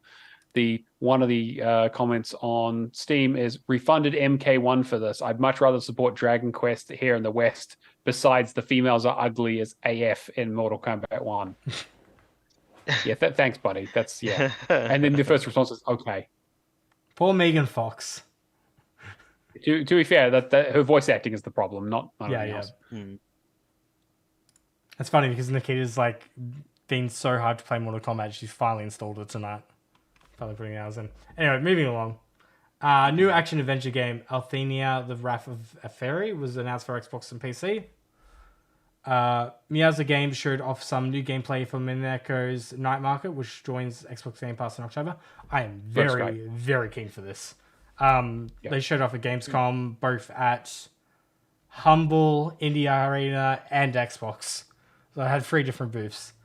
Atlas gave us another look at Persona 3 Reload ahead of its... Looks great. That's Feb release, yeah? For Game Pass? Yeah. Cool. Yeah, the 2nd of February. Cool. On Game Pass. Fallout 76 Big Atlantic City update is coming in 2 updates. Within the first one rolling out December. Warlong Fallen Dynasty got a new trailer for its upcoming DLC, which is out the end of the month. Which also had the Liza P collab on the 27th. Oh, yes. Yeah, I forgot about the Liza P collab. Yeah. RGG Studio announced that 2 Like a Dragon games are coming to Xbox Game Pass, which is the man who erased his name, and what's the other one called? Ishin. Ishin. Yeah, Ishin. Yeah. Ishin, which looks, which is Ishin's been out since Feb, right? No, it came out a little while. So it's an old PlayStation 3 game that only released in Japan that got ported to PlayStation 5 recently. But they got a remaster this year. They came out this year, yeah. Yeah, but I believe it was only a few months ago. It was both platforms, I'm pretty sure. It's a title that was already released. I feel like it is, yeah. Yeah, it was a title that was already released but hasn't been added to Game Pass until now. Really? I didn't think it was on. Well, that's what they said. I believe so. I'm trying to find out now. We're going to have to clarify that one. Yeah. Oh, I guess maybe it did come out. Yeah, maybe I'm wrong. Okay. Yeah, I'm pretty sure Ishin released in February, where we had like Dead Space and. Yeah, no, I think you're right. It might be just that weird one where it actually released at the same time as the other platform, and we just didn't. We just didn't even think about it. Yeah, it was. Yeah, it's I mean, like, yeah. I've heard like really good things, but it's just like one of those. It's not as good as the other. Who the fuck has time for RGG games? I'm sorry. I love them, but they're way too long. Yeah. Yeah. Well, Gaiden's Day 1 on Game Pass. It's just the extra stuff in them. Like if unfortunately, Infinite Wealth hasn't been confirmed to come to Game Pass, which was the trailer that we saw where Kiryu woke up naked on the beach in Hawaii. Well, or the fact that Kiryu has an ability now that breaks the turn-based battle stuff to turn it back into regular Yakuza, where you can just go around and beat up the enemies normally. Yeah, that is the fucking greatest thing I've ever seen. Is it Kiryu or Ichiban or what's it? Ichiban is the character from the trailer. Yeah. What was it? More Iridian Chronicle 100 Heroes gameplay was shown.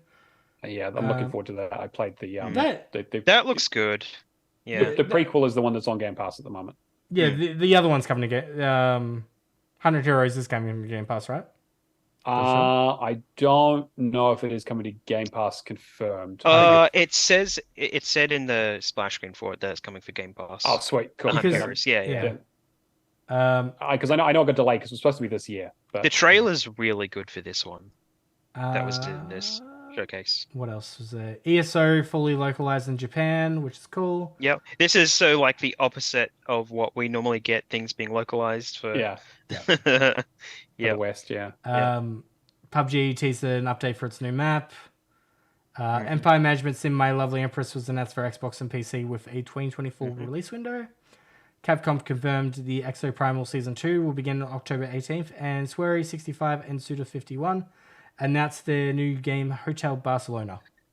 Two of my favorite insane game developers together making some fucking ridiculous game that's going to make no goddamn sense and I'm going to play heaps of. Have you seen this game yet? No, I have not seen anything about it. Okay. Well, I mean, to start off, it looks like it was like going to be a fighter, like an actual fighter, like a multiplayer thing. That's kind of how it looked in the trailer. But the more you looked at it, it started to look like Beautiful Joe.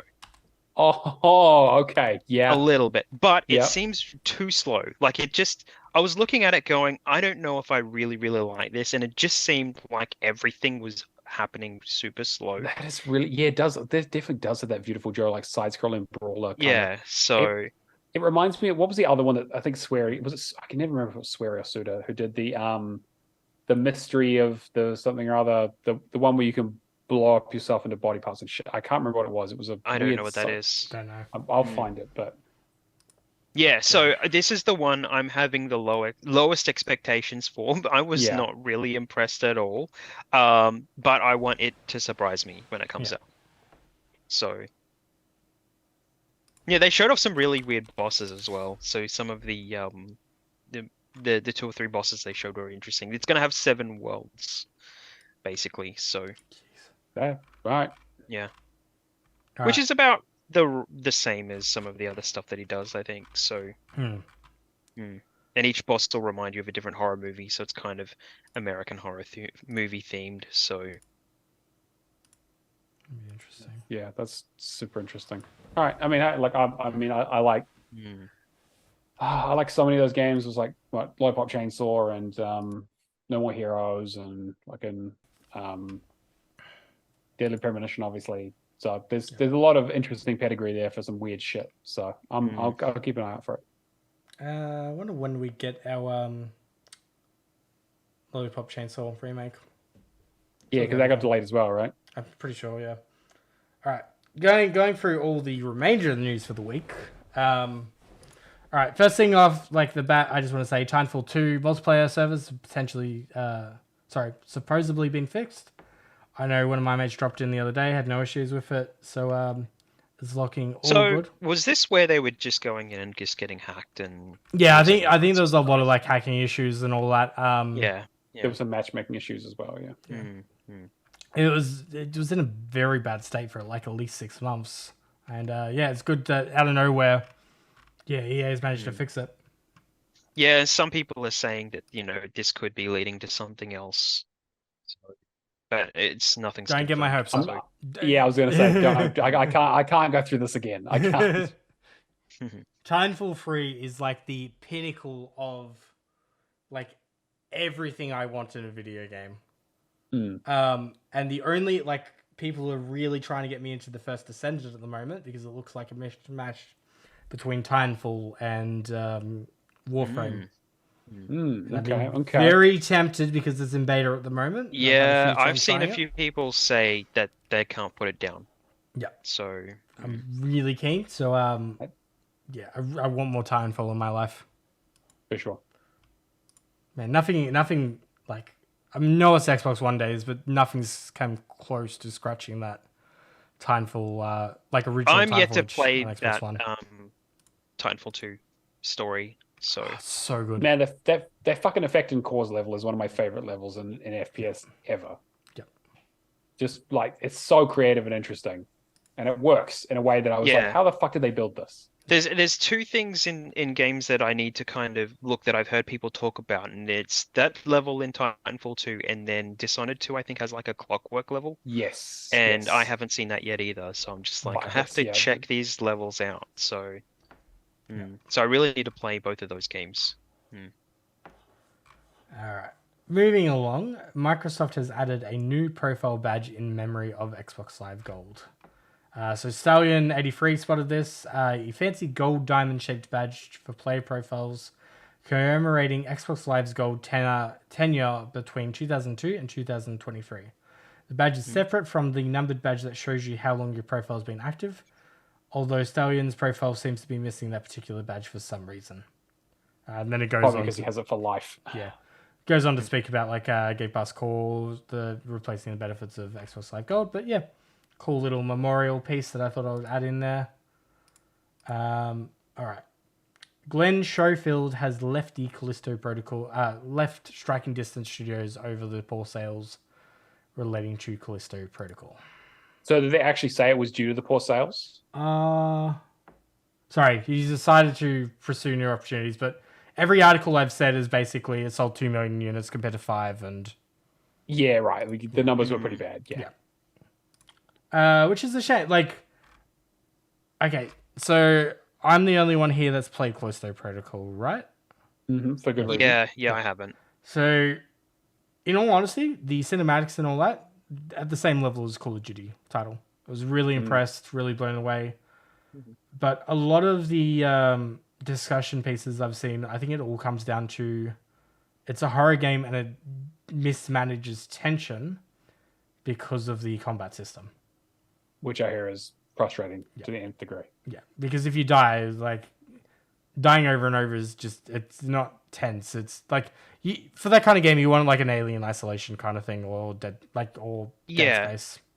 So it's also not uncommon to see high profile developers and stuff like that hopping from company to company. They set a whole bunch of stuff up, leave, move on to the next one, and it's just like, if that company sticks around, the studio stays around, then they basically might go on to make, because they've got like the pedigree behind them now. They know what they've made, and they know how to make stuff, and they don't need that person there anymore, So, but I mean, what's next? It'll just be another pop-up studio with a deal with another company to make something else. So, negative atmosphere. I do want to go back and actually finish Callisto. Like I really did like the cinematics. Have they finally fucking finished putting out updates for it? I believe so. So they added so many goddamn the last the whole game. Really? The last one was fun. I think the problem with it though was like releasing it in small, like they did New Game Plus as one update, and then they did a Hardcore mode as an update. Then they did a Contagion bundle, which was another mode as an update. And then they did the Right stuff, which apparently wasn't fun. And then I have no idea about this final transmission. But like just going off the achievements, it's like a few miscellaneous kills, solve a security lock system in less than 7 seconds, collectibles, and finish the DLC. If the game's done, it might be worth checking out now too. So, just a shame that whether they you can't change combat and all that after the fact. Like you can't change. The base of the game is kind of a mess, unfortunately. And I also think that like having a goal of 5 million units is also kind of insane. Yeah, for a new IP. Like Dead Space obviously had a real cult following and was relatively successful. Obviously enough to get 2 sequels, but there's a reason why they shut that shit down. It kind of makes me wonder, like if Dead Space Remake wasn't around, like whether it would have sold better. Maybe because players might have wanted their fix, but then just EA, having it at the same time. Like, and the fact that EA knocked it out of the park with Dead Space Remake as well, which nobody saw coming. Yeah, but nobody also saw paid like shit that they put in Callisto Protocol as well. Like what was it? Yeah. Like movements or something, or blood, deaths. Yeah. Death scenes. The death animation stuff. Death animations. Right. Yeah, of course they were selling those. Yeah. Yeah, Callisto Protocol was always a bit of a weird one. I was definitely interested, but like the more I heard about it, the less it sounded appealing. Yeah. But hey, if one of you guys want a canary in the coal mine that shit, let me know. Yeah, I might. I'll see how we go. I might even just like go through, like just get the story done and see how I feel about it. Might be one of those games that's just like, cool, I never played it, but it was like a really cool movie I watched on YouTube. kind of situation, right. All right, next article. Microsoft thought it might cost $300 million to get Star Wars Jedi Survivor on Game Pass at launch. Xbox assessed a range of third-party options to fill a huge hole in its lineup due to Starfield's delay. The estimate was included in a confidential email conversation between top executives in May 2022, when the company was looking for ways to plug what Phil Spencer referred to as a huge hole in the software lineup due to Starfield's delay. You think, like, 2021 was, like, such a massive year, and then they had, like, an 18-month lull till Redfall? Pretty much. Yeah. Yeah. It was Forza Horizon 5 and then nothing? Was Infinite after 5? No, it was around the same time, right? Yeah, I think Infinite was after 5. Just Oh, yeah, it was like, the month afterwards. Yeah, month after. Infinite was November, and that was it. And then basically was nothing for a whole year. So the email thread formed many of the confidential documents that were leaked. The Game Pass email thread showed that Microsoft had assessed how much it thought it would have to spend to secure a range of third-party titles. Other titles assessed, and the estimated price to get them on Game Pass at launch included Suicide Squad, $250 million, Mortal Kombat 1. They can probably get it for $5 now. Mortal Kombat 1, 250 mil. Lego Star Wars The Skywalker Saga, which they did do, 35 mil. Dying Light 2, 50 mil. And Baldur's Gate 3, 5 mil. I get the feeling that 5 mil might have gone up a little bit. Yeah. A little or just a little bit. Notably, the document also revealed that Microsoft expected Rockstar to release an unannounced current-gen version of Red Dead Redemption 2 during the fourth quarter, calendar quarter of 2022. We see how that turned out. Yeah, to secure the title for Game Pass, Microsoft thought Rockstar's parent company might charge $5 million per month. Per month, which is nuts. I mean, it's Rockstar though. Like, but to be fair, like they have. I do remember that it was like GTA 5 was in for a weird amount of time. Like it wasn't like it was like everyone was like, oh, that's leaving oddly early in like a not 6 or 12 month increment. It kind of makes sense as to why GTA came back now, like last year. Right, exactly. There was potential. So there might, we kind of on the assumption that usually most companies are on like a 12-month or 24-month kind of contract. Yeah, but it sounds like some of the larger ones who are more expensive might be on like month to month. There might have been a placeholder thing, and then they just couldn't follow through with anything, so they put GTA back in there. Yeah. I don't. They didn't do the Red Dead Redemption. I'm trying to think of like AAA titles that that launched last year as well. Off the top of my head, you might have heard of Elden Ring. Yeah, but like I believe middle of the year. They were trying. That was. They were trying to get Elden Ring as well. Yeah, because I did see they were talking about how they were trying to get all 3 of the Dark Souls games on there, and then use Elden Ring as like an upsell opportunity to get people who have played Dark Souls to buy Elden Ring on Xbox, which is fucking smart because that's what I would have done. I'm trying to look at biggest game launches of last year, excluding a lot of first-party stuff from like Nintendo and Sony. You got Call of Duty, which was already in the process with the acquisition. Dying Light 2, obviously I explored. Tiny Tina's Wonderland was another one, which I completely forgot launched last year. A Plague Tale Requiem, which they did get.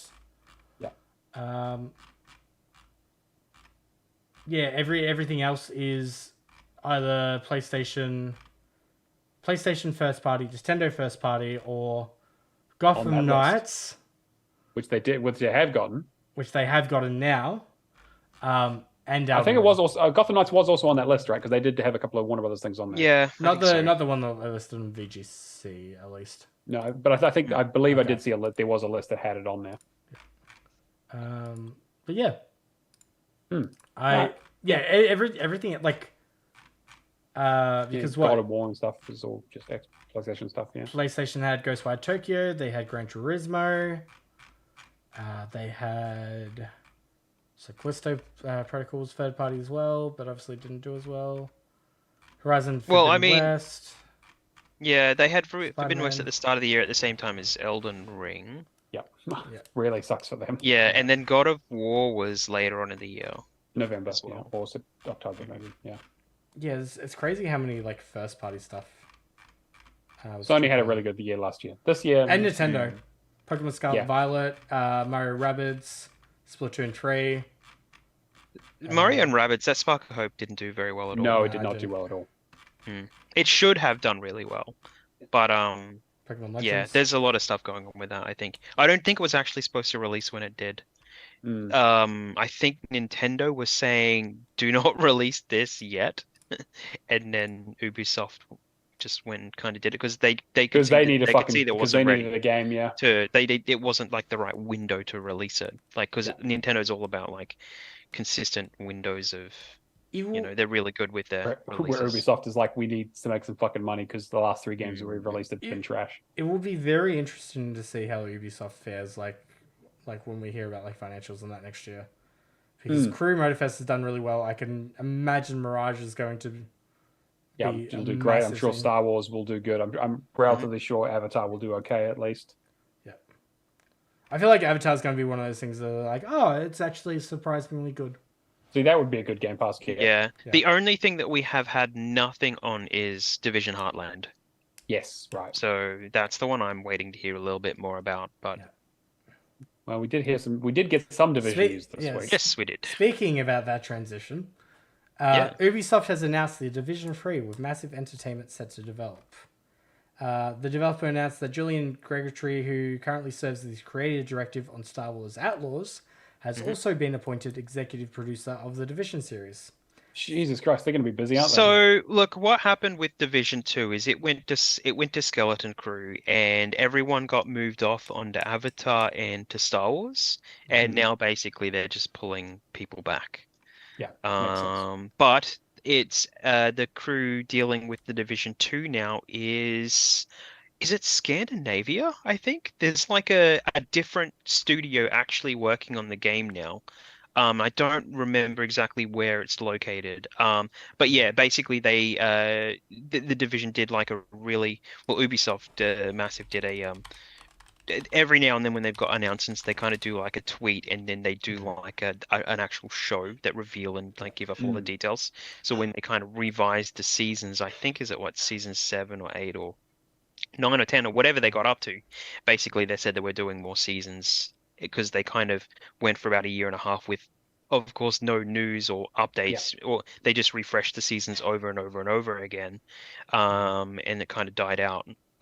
So that's kind of nice to get some of the passionate crew back, because we did start to see with that they started to bring 1 or 2 people in, and like they made a mess of Division 2 when they changed all the coding, trying to fix the game, and patching it. I think they were trying to do some stuff with the gear and they broke all the gear. The game wouldn't load because of some stuff up with I think the gear in the back end, and it just the game, they had to basically say, look, game's offline for now, just do a quick fix, and then they kind of went through and had to rebuild some stuff that they broke. So because obviously you take it from one crew to a crew that doesn't have experience in another team's code, and then it's an online game, and this is the kind of stuff that happens. Zach points out, I think it was Red Storm Entertainment is the developer who took over, apparently. Red Storm, I think Red Storm's doing Heartland.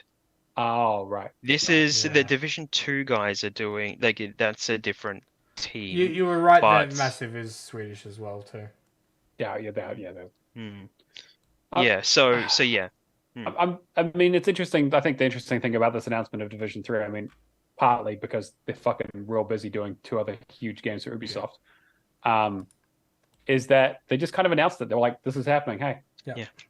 I imagine it was probably for, I think Massive, you think it would be for hiring purposes, but maybe. Similar with the Splinter Cell stuff, but yeah.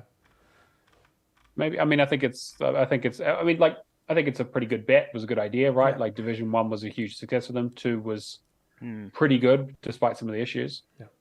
Yeah, it was. Yeah. I see Heartland doing well, but yeah. Julian's going to be development, oversight, operations, creative vision with the development teams around Division Resurgence, Heartland, and the Division 2. As well as staying fully committed to making Star Wars Outlaws a success, both for the development team and fans. And he basically goes on to say, like, I was, the first time I played the Division, I was immediately hooked, like so many are. It is a privilege and honor to work on this incredible series. I mean, we've seen that Ubisoft has been a relatively incestuous place in terms of their development teams, right? They have a lot of crossover stuff with a lot of different studios working on different projects. So this isn't a huge surprise. It does sound like on paper though that Massive is taking a lot on board, at a time where Ubisoft kind of really needs some big hitters.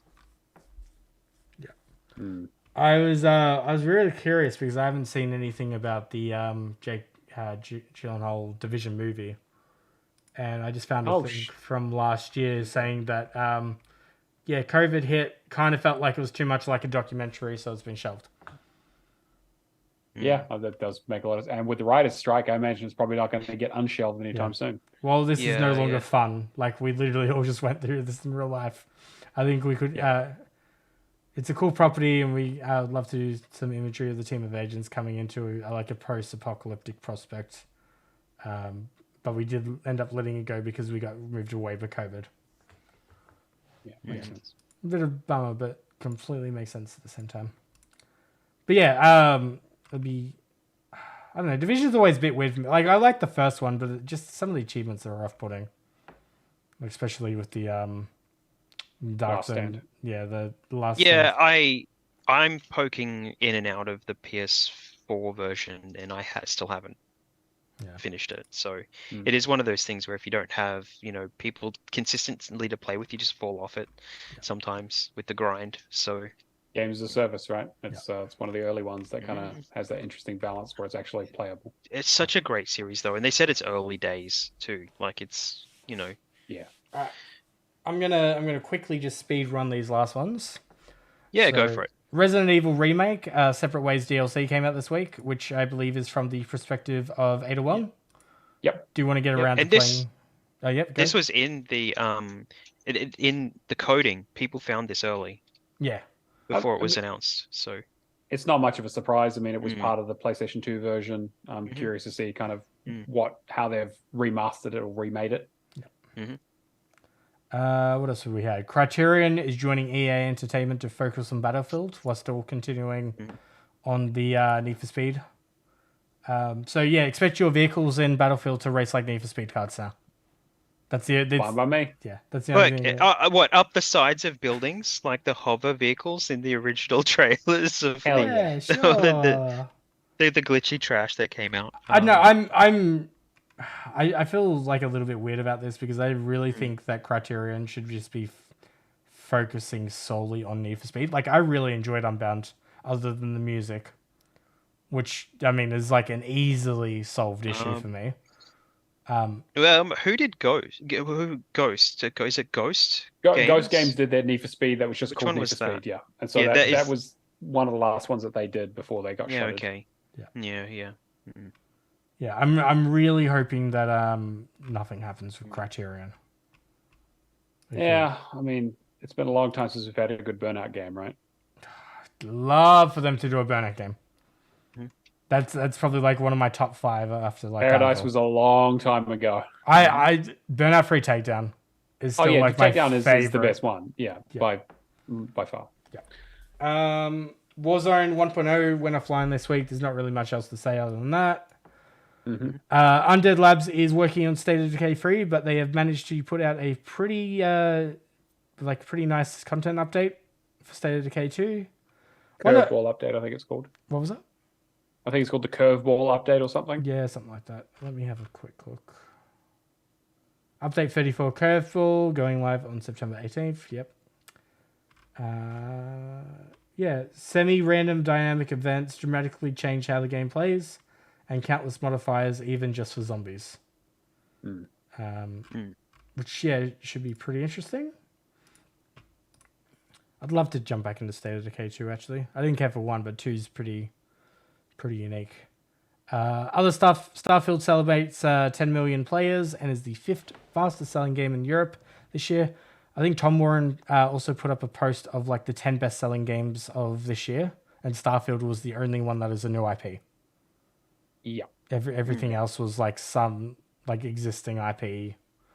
Sea of Thieves has finally gone to the point where in December that they're going to have Sea for Seas, which are private servers for 1 to 4 players, where they can play in PvE sessions instead of PvP. I was having a discussion with some of my streamer friends today. It's so easy to jump into Sea of Thieves and have your day ruined and just immediately, it's full of griefers. I mean, it's about piracy, so it's not unsurprising. Yeah. So I'm, further proof that Skull and Bones is really going to be dead at launch. Well, it really depends on whether or not they block achievements out of the private servers.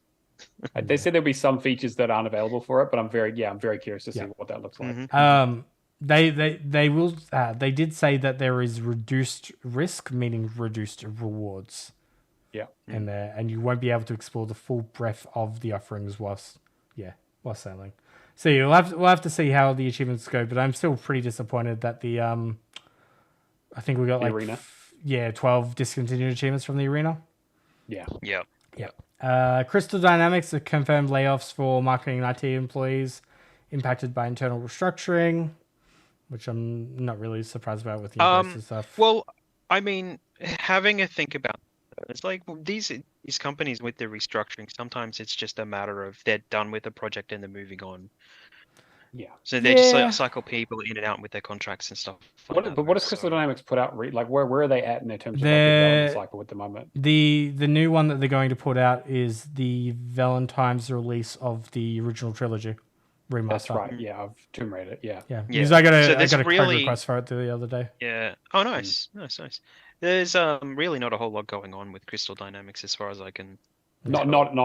They're just assisting on like Perfect Dark and. Which is also kind of in its own development hellhole. Yeah. So they don't need marketing at the moment. Fair. That's okay. Yeah. They don't need IT. I can kind of see that. And the last news article I have is We Were Here Expeditions, which we all know and love the original from its Games of Gold debut, celebrated 3 million players, and I think it's only like $6 Australian to pick it up. Fucking great series. Yeah. Really? Yeah. So I wanted to give a quick shout out to it. I love every one of those games that I played. I think they just sort of like stealth released one or announced one or something. Yeah, this is that one. Oh, this is the new one? Yeah, so this is the one that Shadow dropped. Expeditions, got it. Yeah, gotcha. Fuck. Yeah, I might just pick that up. Yeah, but like for $6, I'm just like, easy. Yeah, I might But yeah, that's pretty much it for all the news. There's been quite a lot of it, obviously, but I'm just going to jump straight into Game Pass updates. So we've had Party Animals release, which I'm really keen for. PD3 release, which I'm not so keen for. It's also apparently riddled with server issues at the moment, so maybe hold off on that. Yep. September 29th, Cocoon comes out, which I'm going to immediately jump on. October 3rd, we got Gotham Knights and the Lamplighters League as well. I'm pretty sure Lamplighters League is one they've been kind of sitting in people's libraries for a long time. They announced it ages ago, so it's a bit of a big push for them. Yeah, that will be interesting. I think like we've got City Skylines in that next month as well as like Forza Motorsport. There's a few good releases coming to Game Pass next month. In terms of games leaving, we have Beacon Pines, which nobody cares about. Great game. Everyone should play it. It's short and interesting. I think kind of has like a bit of a Stranger Things vibe, but with cute little animals. Despot's game, which I'm probably going to pick up after sale, which is kind of like one of those cool kind of like auto battlers, I guess. Probably the easiest way to. Yeah. Okay. I don't know. I don't mind. It's like roguelike elements. Again, it didn't look like my kind of game. Yeah. Moon Scars, which I played a little bit of, and I'm pretty sure Matt has completed and is going to talk about. I'll talk about it. Cool. Outriders, which I'm probably going to pick up on a sale. Just the DLC. It'll be $1 somewhere. The DLC is the thing that makes it like $60 now. So. Yeah. Proteus, which I'm hoping to complete with Kyo and talk about next week. Weird West, which I think is a good game. It's just kind of like under the radar because of the missables and that kind of stuff. Hopefully we just see I don't know if it ever got released as a physical. I know there was a definitive edition release. It wouldn't be for Xbox. If anything, like with Xbox gets like one or two copies of things, and then everything gets a physical. Yeah. Like there might be like a Switch physical release or something. Yeah. But and the last two things, Shenson IO, which I've been going through, it is really good if you've got like more of a programming kind of brain. And Last Call BBS, which is a assortment of 10 Zachtronic, clever, thinking kind of puzzles. Not all of them are that. There's like one that's basically just putting together like model, Japanese like figure models, whatever the robot things are called. Yeah, Gunpla is what you're trying to. Yeah, cool. That's it. But yeah, I enjoyed my time with it. I'm hoping that I can clean that up before it leaves as well. Some pretty good Zachtronics games in there, but shame, like most stuff leaving this month is like actually something that there's some good stuff in there. Unfortunately, yeah, I've kind of had to ignore everything. I'll worry about Outriders later and do Proteus. Yeah, maybe Beacon Pines. So, but yeah, let's jump into games that we've been playing. Where do you want to start?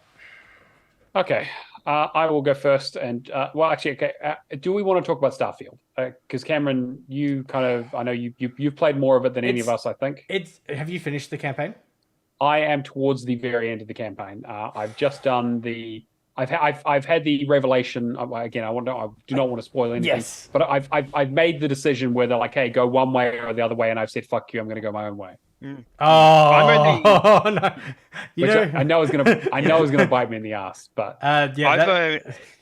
I'm only at the start of the game still. I've done a couple extra side quests and stuff like that, and actually, I fell in love with a character called Keone. And I'm amazing. like, I've named my character Keo. If I had Keone, I'd have my soulmate in the game. But I don't know if you can actually court Keone. So I don't think so. I think it's only if I could take her on the ship and stuff like that, and have him as a carry bag or whatever for my gear, then whatever. Amazing. But, yeah. So maybe not. Maybe I'll just hang out in the town every now and then. I know where she hangs out, so not stalk her or anything. So the other thing I want to mention about Starfield is you've screwed yourself. Yep. And then the second thing I want to brought up, the best thing I saw all the week was Brian David Gilbert is in the game. Oh, is he? Oh, I do love Brian David Gilbert. He's fantastic. It just absolutely, just him doing voice acting and him confirming that he was trying to find his character on stream. Yeah, is absolutely amazing. But yeah, I definitely think that Starfield is going to be a own spoiler discussion kind of. Yeah, we definitely should. Yeah. Because I feel two ways about it, and I don't want to. Yeah, I don't want to go into it too much because, like, I think there are some really good conversations to have in a spoiler cast. Yeah. Okay. I had hoped to have the main campaign done and some of the faction stuff, but I've been stolen away by some other games this week. But it is still on my list. I'm at the stage where. Yeah, like I need to get. I've been told that I need to get a ship that has more light year range on it, and so I need to figure out how to do that or what ships to get or whatever. So that's kind of where I was like, I can't actually continue the quest now. I need to actually go do some stuff to find a ship or build a ship or something, which is a bit annoying. I wonder if they're patched. So one of my friends, Ireland, he sent me a video that you can click through the map in New Atlantis. Go underneath to where the ship merchant is, and then all the stuff that you spent in there, you can just claim it back. Oh, that's good. Okay, that'd be interesting. It takes like 2 to 3 minutes to pull off, but I don't know if they patched that. Wasn't that like a puddle or something like that? There is one in one of the other towns. You can basically get into their inventory and just steal all their shit. The Free Rangers side quest. Yeah. Okay. Yeah, Free Rangers side quest. Yeah, looks. Yeah, That's kind of what I've been doing. Yeah, I need to finish it. I think is it Crimson Alliance? I think that quest line was the one that glitched for me. Crimson Fleet, yeah. Crimson Fleet, sorry, yeah. The one where I defeated like this, I think it was like a giant rat or something underground, and then it just the quest marker moved and I couldn't escape. It's quite annoying. But yeah, it's something I want to get back to eventually. But having experienced the main story, I'm like, it's all clean up now, mostly. Yeah. I think once I've finished these other games that I'm working on, I'm definitely going to go back to it. Like I haven't uninstalled it or anything. It's definitely on there. I've just been, it's been hard to be like, well, yeah, because I was like, if I could have just gone through and finished the story and not had to like try and find another ship to jump to these other systems, I probably would have done it by now. Yeah. But I just kind of hit that wall where I was like, okay, I'm either going to have to try and level up my piloting to be able to pilot a higher class ship, or I'm going to need to do some like some of the side factions and stuff. Two tips. Go back to the simulator that you went to originally at the start of the game. You can level through that. The simulator? I haven't done that. There's a simulator at the very start of the game when you're joining. What's the first faction in New Atlantis? So the UC, I haven't done that yet. So I ignored that quest. I didn't even go to, but I know what you're talking about. You can go in there and you can upgrade your ship. Go for a simulator. All of keep your doing skills. Those destroyed ships in that simulator count. Oh, excellent. Okay, I might do that then, because that's probably I think the UC was probably where I wanted to start with. So do that, and then there's also a particular quest line that you can get on very early in the game to essentially get like one of the best ships in the game. I've got the Razor Leaf. Yeah. Yep, I do have that. Yeah, which is what I've been using, but it's just I think it only has 25 and I need 28. So which is fine. That's fine. I saw a build on Reddit that someone had made the Normandy SR3 from Mass Effect 3. So I'm just going to rebuild that. It looks fucking incredible. So I'm like, I need to be flying this ship now. I need to have a look at more of them. Like, the gun one the other day that I saw. The gunship. Yeah, the gunship that's just a gun. It's a gun. Yeah. I saw someone made a hamburger that was pretty good. Yeah. So I saw a door stopper that was literally just a wedge. It was just a bunch of wedges. There've been some really, really good ones. I just want to touch a little bit on the narrative. I don't want to get too deep into it, but I sort of mentioned last week that kind of I wasn't super happy with the whole Constellation storyline because I felt like a lot of the quests were just kind of basic fetch quests of going to a boring area with no real story significance and finding one of these artifacts. Yeah. And I mentioned I finally had done one mission. I was like, oh, okay, that's a bit more interesting. You kind of go to Neon, and then it's like, oh, this is like a new area, and there's kind of a bit more involved. And then as soon as that mission finishes, it's like, oh shit, like a ship pops off. Yeah. Really quickly after that, where it's like, okay, there's this and this and this. Yeah. And the mission I just did, let's just say I'm a big fan of space travel. As most kids, I wanted to be an astronaut when I grew up. So there was a lot of really cool, interesting history stuff that they kind of go over in one of the quests that I was like, oh, okay, that's really it's really cool to see kind of how they integrated it, like tell the story of kind of like how space travel happened and stuff.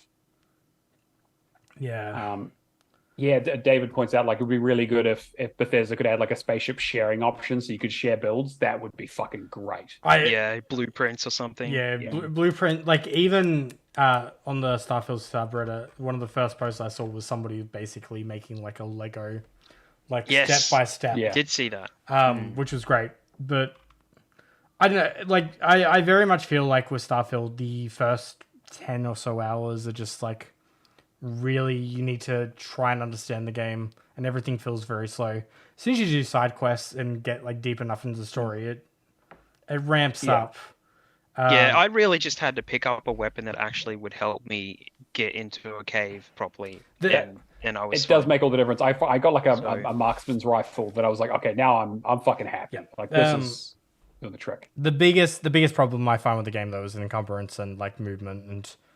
Like, I feel like you're restricted way too much early on. I understand why.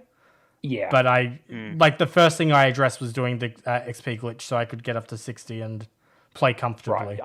I still need to do that. I need to find a planet to sort of that outpost shit because I'm like level 30 at the moment and I can already see it slowing down. Yeah. Do it on PC if you can, but I'm not sure if you're... Oh, God, my PC would explode if I try to run. I mean, the game has been horrendously optimized for PC, even though I am using NVIDIA. Because they haven't released any NVIDIA stuff yet for it. No, at all. It's all AMD. So, so I definitely want to talk more about it. I will try and get back to it this week if I have time. So I expect more discussion. We'll probably do a spoiler cast, like Cameron said. Yeah, and I'll try and do this story as well. So, I'm hoping to clean it up eventually. I do want to explore some of the side stuff though, even.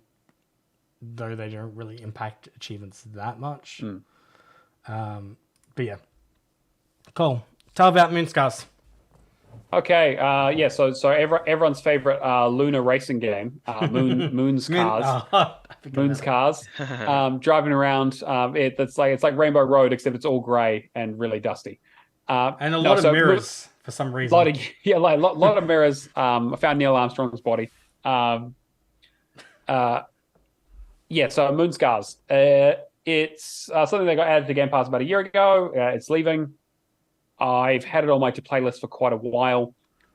And I was like, umming and ahhing about it. I started it and wasn't really feeling it. The idea is that it is a Metroidvania, side-scrolling, sort of typical, gain abilities, fight enemies, but with a Dark Souls sort of aesthetic, like a lot of, it rains most of the time. There's a lot of blood and darkness and shadow, and it's a very fucked up looking world with very, very depressing story. It gave me like a lot of Castlevania vibes. Yeah, 100%. Yeah, Metroidvania. Yeah, definitely. They have that. That's the thing they're going for is that kind of going through a map, gaining abilities, and going back through a map.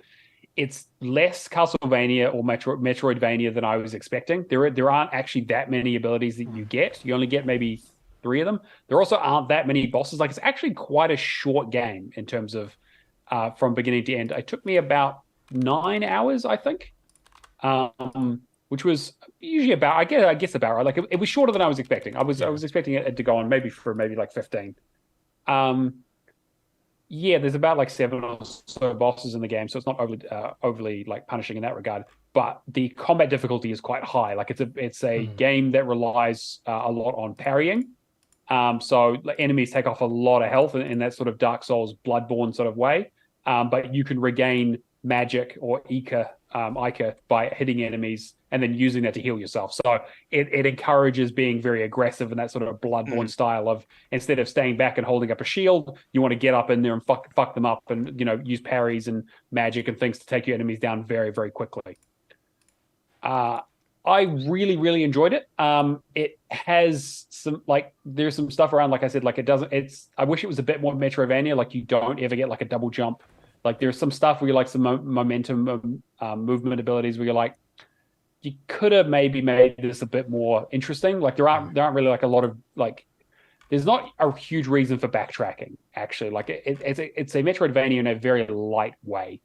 There are some collectibles. It does have a world tendency system similar to the original Demon Souls, actually. Where where when you die, if you die enough times, basically a blood moon happens. All the enemies become more difficult, but you gain more of the currency by killing them. And one of the side quests is to collect a bunch of these little earrings that are only available when the blood moon is true.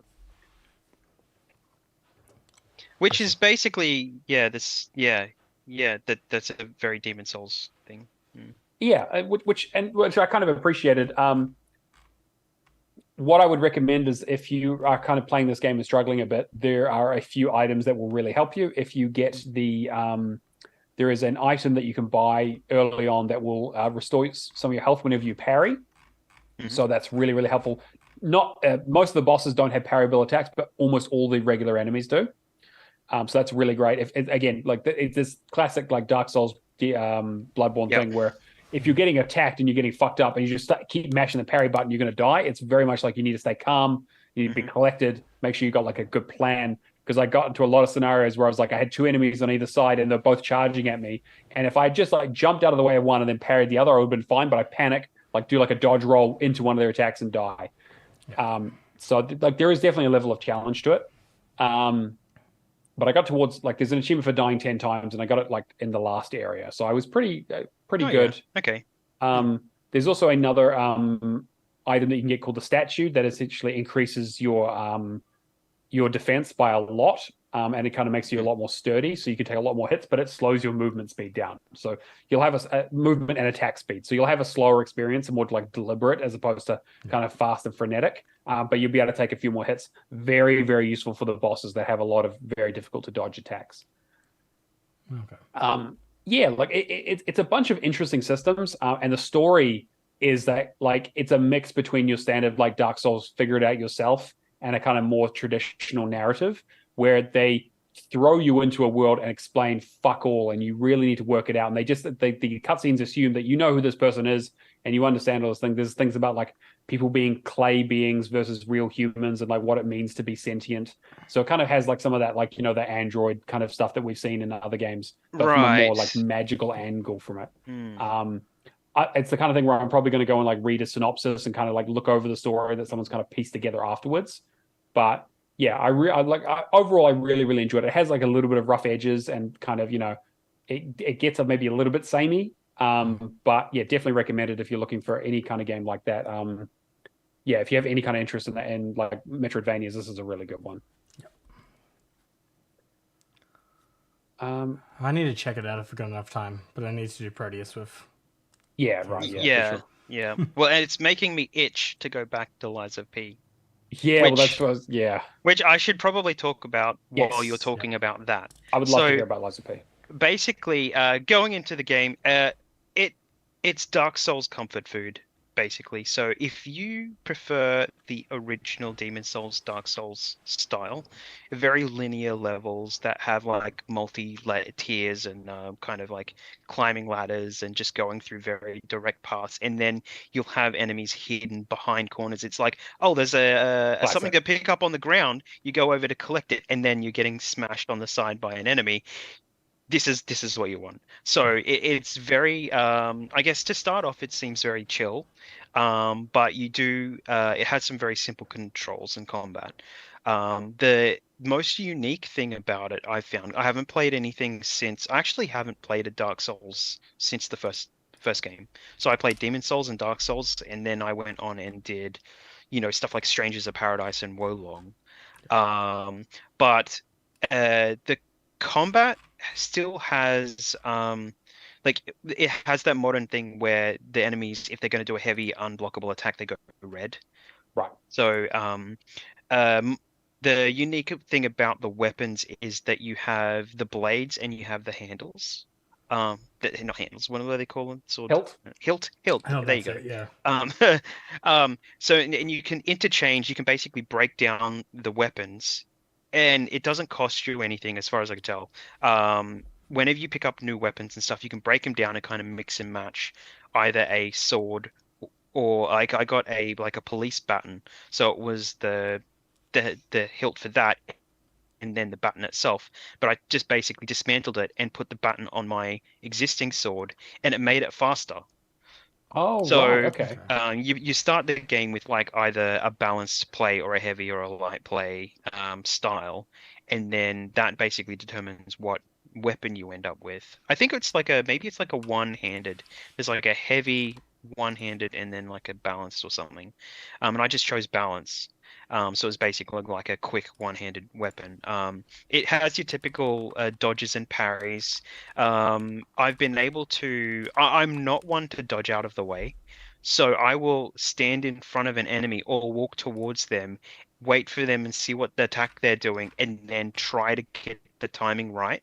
So I'll see the 3, 4, 5 different kind of moves they've got, and they'll have like one over the shoulder move that'll be really slow, and then they'll have like a swing, and then they'll have one that'll be 2, 3 swings, but there's always a fake out. So you'll see like the first time an enemy rushes at you, it'll balk, and then it'll do an attack. And sometimes you get tricked up if an attack's actually an attack or it's not. So, and then that's when they get you with the unblockable ones. They'll do like a trick where it'll do the unblockable one after one of those attacks, and then that's normally when you've got not enough health to deal with it, and you die, and then you have to go back in. But much like Moonscars, when you parry, you lose health.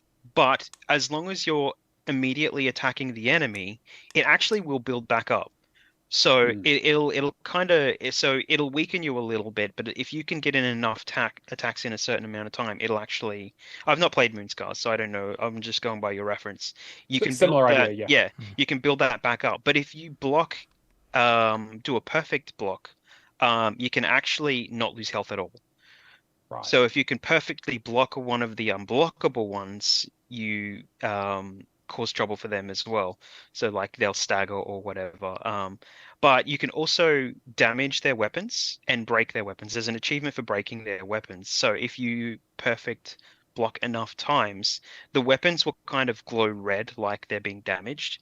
And you'll have to do it a few times to do it. But it actually changes the animations of the characters too. So you'll find there was one that I was just versing where they had like a shovel, and the head of the shovel broke off, and they started to use the stick as a cane, and then would just whack me like a cane. But then they didn't have as much distance; they couldn't hit me as far, and they weren't doing as much damage as they were. So it was really, really interesting and kind of different to kind of see how that was working. You can also have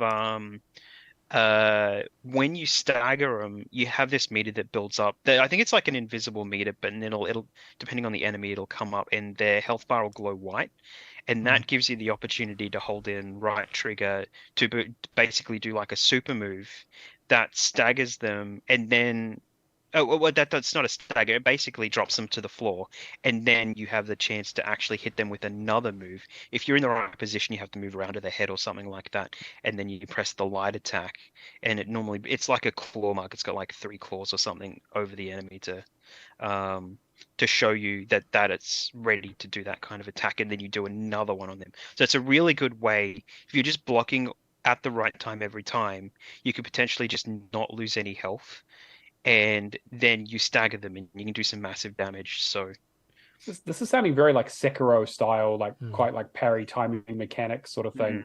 I've not had a chance to play that either, but it's like a slow, very well paced game. Yeah. And with the boss battles too, you can bring in, like, you can get an item, a moonstone, to bring in an AI character to help you out. So how have you found the story so far? Because I know there's meant to be like 3 different endings for the game.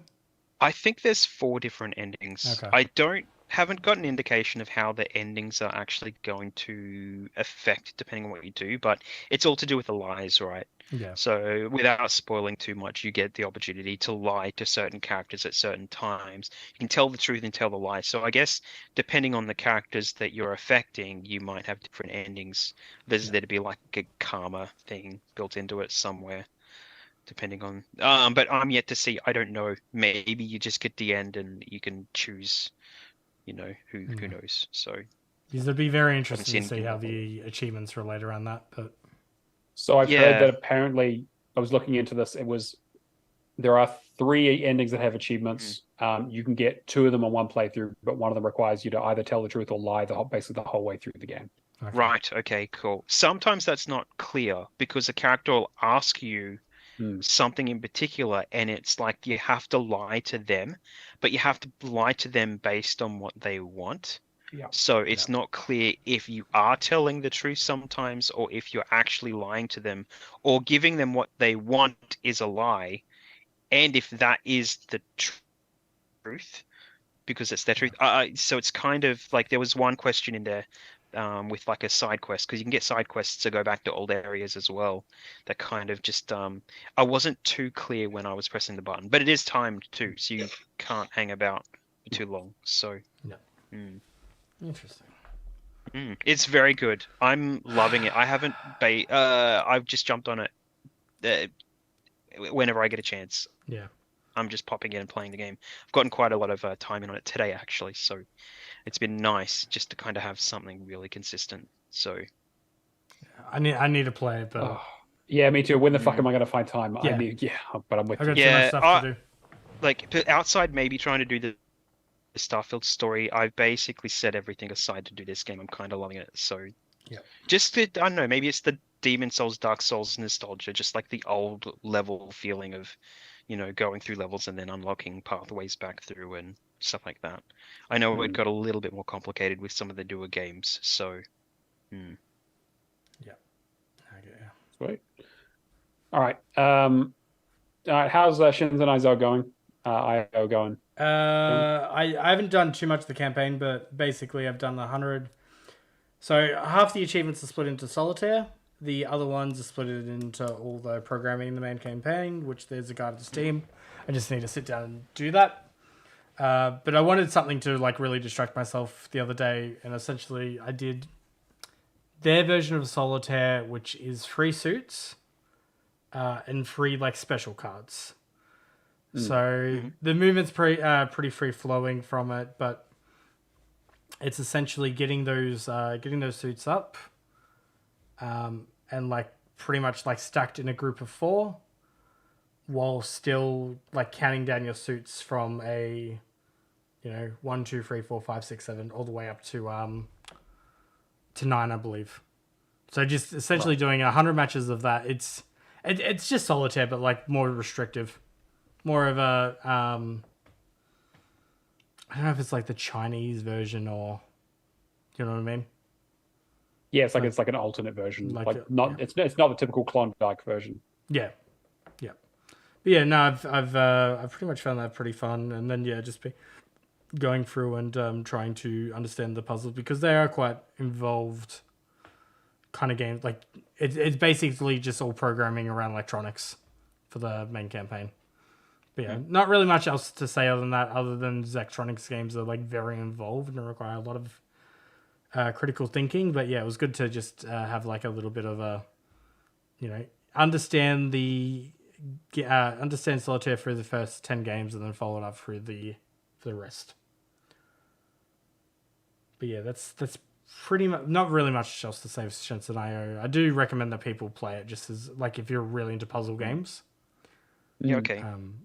But obviously there is quite a few good games leaving Game Pass at the same time. I'm pretty sure they have Exapunks on Game Pass as well as another Zachtronics title. Yeah, there's a few of them, right? Yeah. Just a shame that you're leaving the same month. Yeah. I will talk about the thing that has been consuming me this week, and that is Armored Core 6. So I got peer pressured by our good friend Just Jake, who completed it and has been bugging me about it and telling me how fucking great it is. So I caved and got it, and this game's fucking awesome. This game is so fucking cool. There is nothing better in the world than going into a thing and being like, I'm going to build a fucking mech. I'm gonna paint it the colors of the Evangelion Eva 1. And I'm just going to fucking go out there with 2 fucking laser guns on my shoulders and 2 miniguns on my fists and just destroy the shit out of every fucking thing on the screen. Men don't want much in life. No, like that's exactly, yeah. Men only want one thing, and it's disgusting. And it's fucking Armored Core 6. This game is great. Tread lightly. Yeah, I like it is a very, very good game. It is not a perfect game by any means. It has its problems. It's not a Souls-like. I know people have been saying it's like, it's like, oh, From Software, they just do Souls. It's like, no, it is an Armored Core game. It's definitely got some changes that they've made from the other games. But yeah, you are essentially building a mech, equipping it with weapons, managing how much armor you have versus how much maneuverability you have, whether you have like your regular 2 legs set up, whether you have like reverse legs to allow you to jump high, whether you have 4 legs that allow you to hover, or whether you have like tank treads so you can fucking Tokyo drift around things and just zoom through shit while blowing things up. Yeah, it's really, really fun. It is definitely a challenging game. I mean, you can build like things that make it relatively straightforward, but the game has about 40 missions in it. Yep. And some of those range from like a 15 to 20 minute thing where you go through a bunch of levels and areas and fight a boss at the end, to like, hey, you just need to get to this area and download this thing or defend this area for 5 minutes or whatever. Like there's like quite a variety of missions in terms of like the length of difficulty and kind of the objectives. My only real issue with it is that if you need to do, I'm on my 3rd playthrough of it right now. My first playthrough took me about 8 or 9 hours or so. Again, it's quite skill dependent how quickly you pick it up, and kind of what builds you're using. Tank builds will get you through most of the shit. You can kind of brute force your way through a lot of the tougher boss battles if you need to, but it's not nearly as fun. It kind of like, I'm just having a look through the Steam reviews now, and it's still at 88%, but it looks like a lot of people complaining about the fact that it's very different to previous AC games. Yeah, it is definitely like, it has some of that Souls DNA in there a little bit. Yeah, I was gonna ask, did they take anything from what they learned from their current games? They definitely did, in terms of like there's quite a bit of meter management in terms of like you're like, when you're doing dodging and like jetting and that sort of stuff, and like lifting up and using your boosters, basically like it works very similar to the sort of stamina bar system, where it's like you need to be really mindful of what that is. You also have a stagger system where essentially if you get hit with too many attacks that have high impact, will eventually, once your bar fills up, will stagger you, but you can do the same to an enemy. And so a good technique is to have like a rocket or a heavy laser weapon on your shoulder that you can use to hit an enemy a few times. And once they're staggered, then you get in close with, say, like a shotgun or a machine gun or something that does quite like high physical damage once they're staggered, because they take more damage.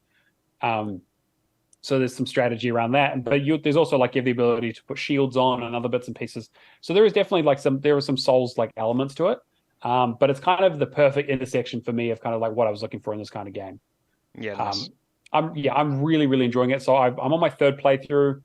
The playthroughs don't change all that much. There are the New Game Plus, New Game Plus Plus. And so there are some slight branching narratives, and in order to have one of the problems with the game is that you need to play through the game 3 times, and then you need to go to the mission select and then S rank every mission, and you can't get any rank on a mission until you've go back and redo it in the mission select. So you essentially have to play through the game at least 4 times. Yeah. It's like I said, it's not a super long game, but that does kind of wear a little thin. Like I'm playing, there are some variants in missions. So like my second playthrough, I had like alternate missions, or I made alternate decisions for about 5 or I think it was like 6 or 7 of the 40 missions were different ones. And then the third playthrough, I think like 13 of them are different because you kind of go down quite a different path. But you need to basically do all 3 playthroughs because the missions are like, oh, do A or B. You need to do A on playthrough 1 and B on playthrough 2. And once you've done both of them, they're available in mission select for you to go back and redo them for the S. So will there be some where they just won't be available if there's several options at all? Yeah. So you basically know what you haven't unlocked because they're not in the select screen. Pretty much, yeah. Where it's like, oh, okay, well, okay. It's like, oh, I made this. Like, okay, I can. I'll talk a little bit about the story, but the story is not hugely important. But basically, you are going to a planet called Rubicon that basically has a natural resource that was discovered there called coral, which is kind of like unobtainium future material shit. But it's also highly volatile. Is it good for making tanks? It's good. It's good for making all kinds of shit apparently. So it's a very, very powerful energy source. But it also seems to be maybe somewhat weirdly sentient or semi-sentient or something. There's something about it that's kind of otherworldly. So what happened is it's also hugely volatile, and a bunch of, I think it's like 100 years beforehand or whatever it was, there was some event on the planet that basically ignited the entire planet and burned 80% of it and killed a shitload of people. So when you said sentient and volatile, I was thinking this thing's getting emotional. The tanks become sentient. No, I mean literally, like it's. They start crying and start talking to you about their problems and shit. It's so kind of actually. So what happens is that you get exposed to it in one of the early missions, and you get a sentient voice of a Rubiconian that is maybe again like it's kind of left vague as to what it actually is. That's kind of talking to you, and you're like, okay. But again, I don't want to get into spoilers because there is actually some interesting like lore and story stuff. But the idea is that there was a huge natural disaster on this planet where the coral ignited and killed pretty much everyone. And now, after a certain period of time, the fires have died down, and a bunch of a couple of big corporations have come back and been like, "Well, time to get those mining rights. Let's get back in there and find the coral vein to start this thing back up again." And so you basically fly onto the planet as an independent mercenary. And so you kind of get the choice between these two factions of these two conglomerate organizations who are fighting each other for sort of control of the planet, along with there is a sort of grassroots liberation army of the Rubiconians who live there, who survived, who are like, no, free Rubiconia, like, fuck you guys. And so you can kind of decide, like, okay, am I going to play them off each other? Who am I going to team up with? Who's going to betray me? Who am I going to work with, and kind of what decisions am I going to make? And that kind of branches the story a little bit in terms of like who lives and who dies, but like it's relatively minor until you get to like the endings. The endings are quite different, but it's that classic thing where it's like, oh no, actually no. And as most video games go, but yeah, really enjoying the game. I've been talking about it for too long. It's definitely challenging. It has that from software like style of like, you're going to fight bosses a lot. Yeah. And I'm very worried about having to go back and do the S ranks, because it looks like a lot of that is going to be like, hey, you need to get a fast, like you need to build a fast armored core, and you need to like not get hit. You need to be, because you like anything, you take too much damage, you lose ranks. You use too much ammunition, you lose ranks. You don't kill enough things, you lose ranks. So it's like, okay, I'm looking forward to finishing my third playthrough, but then after that, I'll report back on how I fare with the rest of it. Yeah. But I'm loving it so far. Like it's like a 9 out of 10. It's a great game. Game of the year contender? Maybe we'll see. Okay. I am really, really enjoying it. It'll probably be in my list in my top 10, but we'll see how far up it is. All right, and I guess Cameron, I want to hear about The Crew. All right, so I downloaded The Crew mode first through Ubisoft Plus, which has also been great because there was another game on here that I didn't list, which was Rabbids. which I've been playing with. Had Persephone a little bit for school holidays, and it's Rabbids essentially Mario Party. Is that the party one that they released? Yeah, essentially Mario Party like mini games, and she really loved that, and it was very accessible for her as a 4-year-old. So yeah, I wanted to quickly mention that, but not really much else other than it's a 2 to 3 hour completion. And but yeah, Motorfest has been really good. It's not a Horizon like some people seem to be making a comparison. All right, so positive stuff is really colorful. All right, I've got a lot of cons, but it's gonna sound like I hate the game, and it's not the case. All right, so first off the bat, it doesn't control like a Forza Horizon title. It controls like the Crew 1 and Crew 2, which is like a little iffy. That's fair. Times. Yeah. It has a very much like a more restricted map. You're just playing on the island Hawaii, so going over like Honolulu, that kind of stuff. But the graphics look gorgeous. Everything's like bright and colorful, and like it has like a really strong visual appeal to it.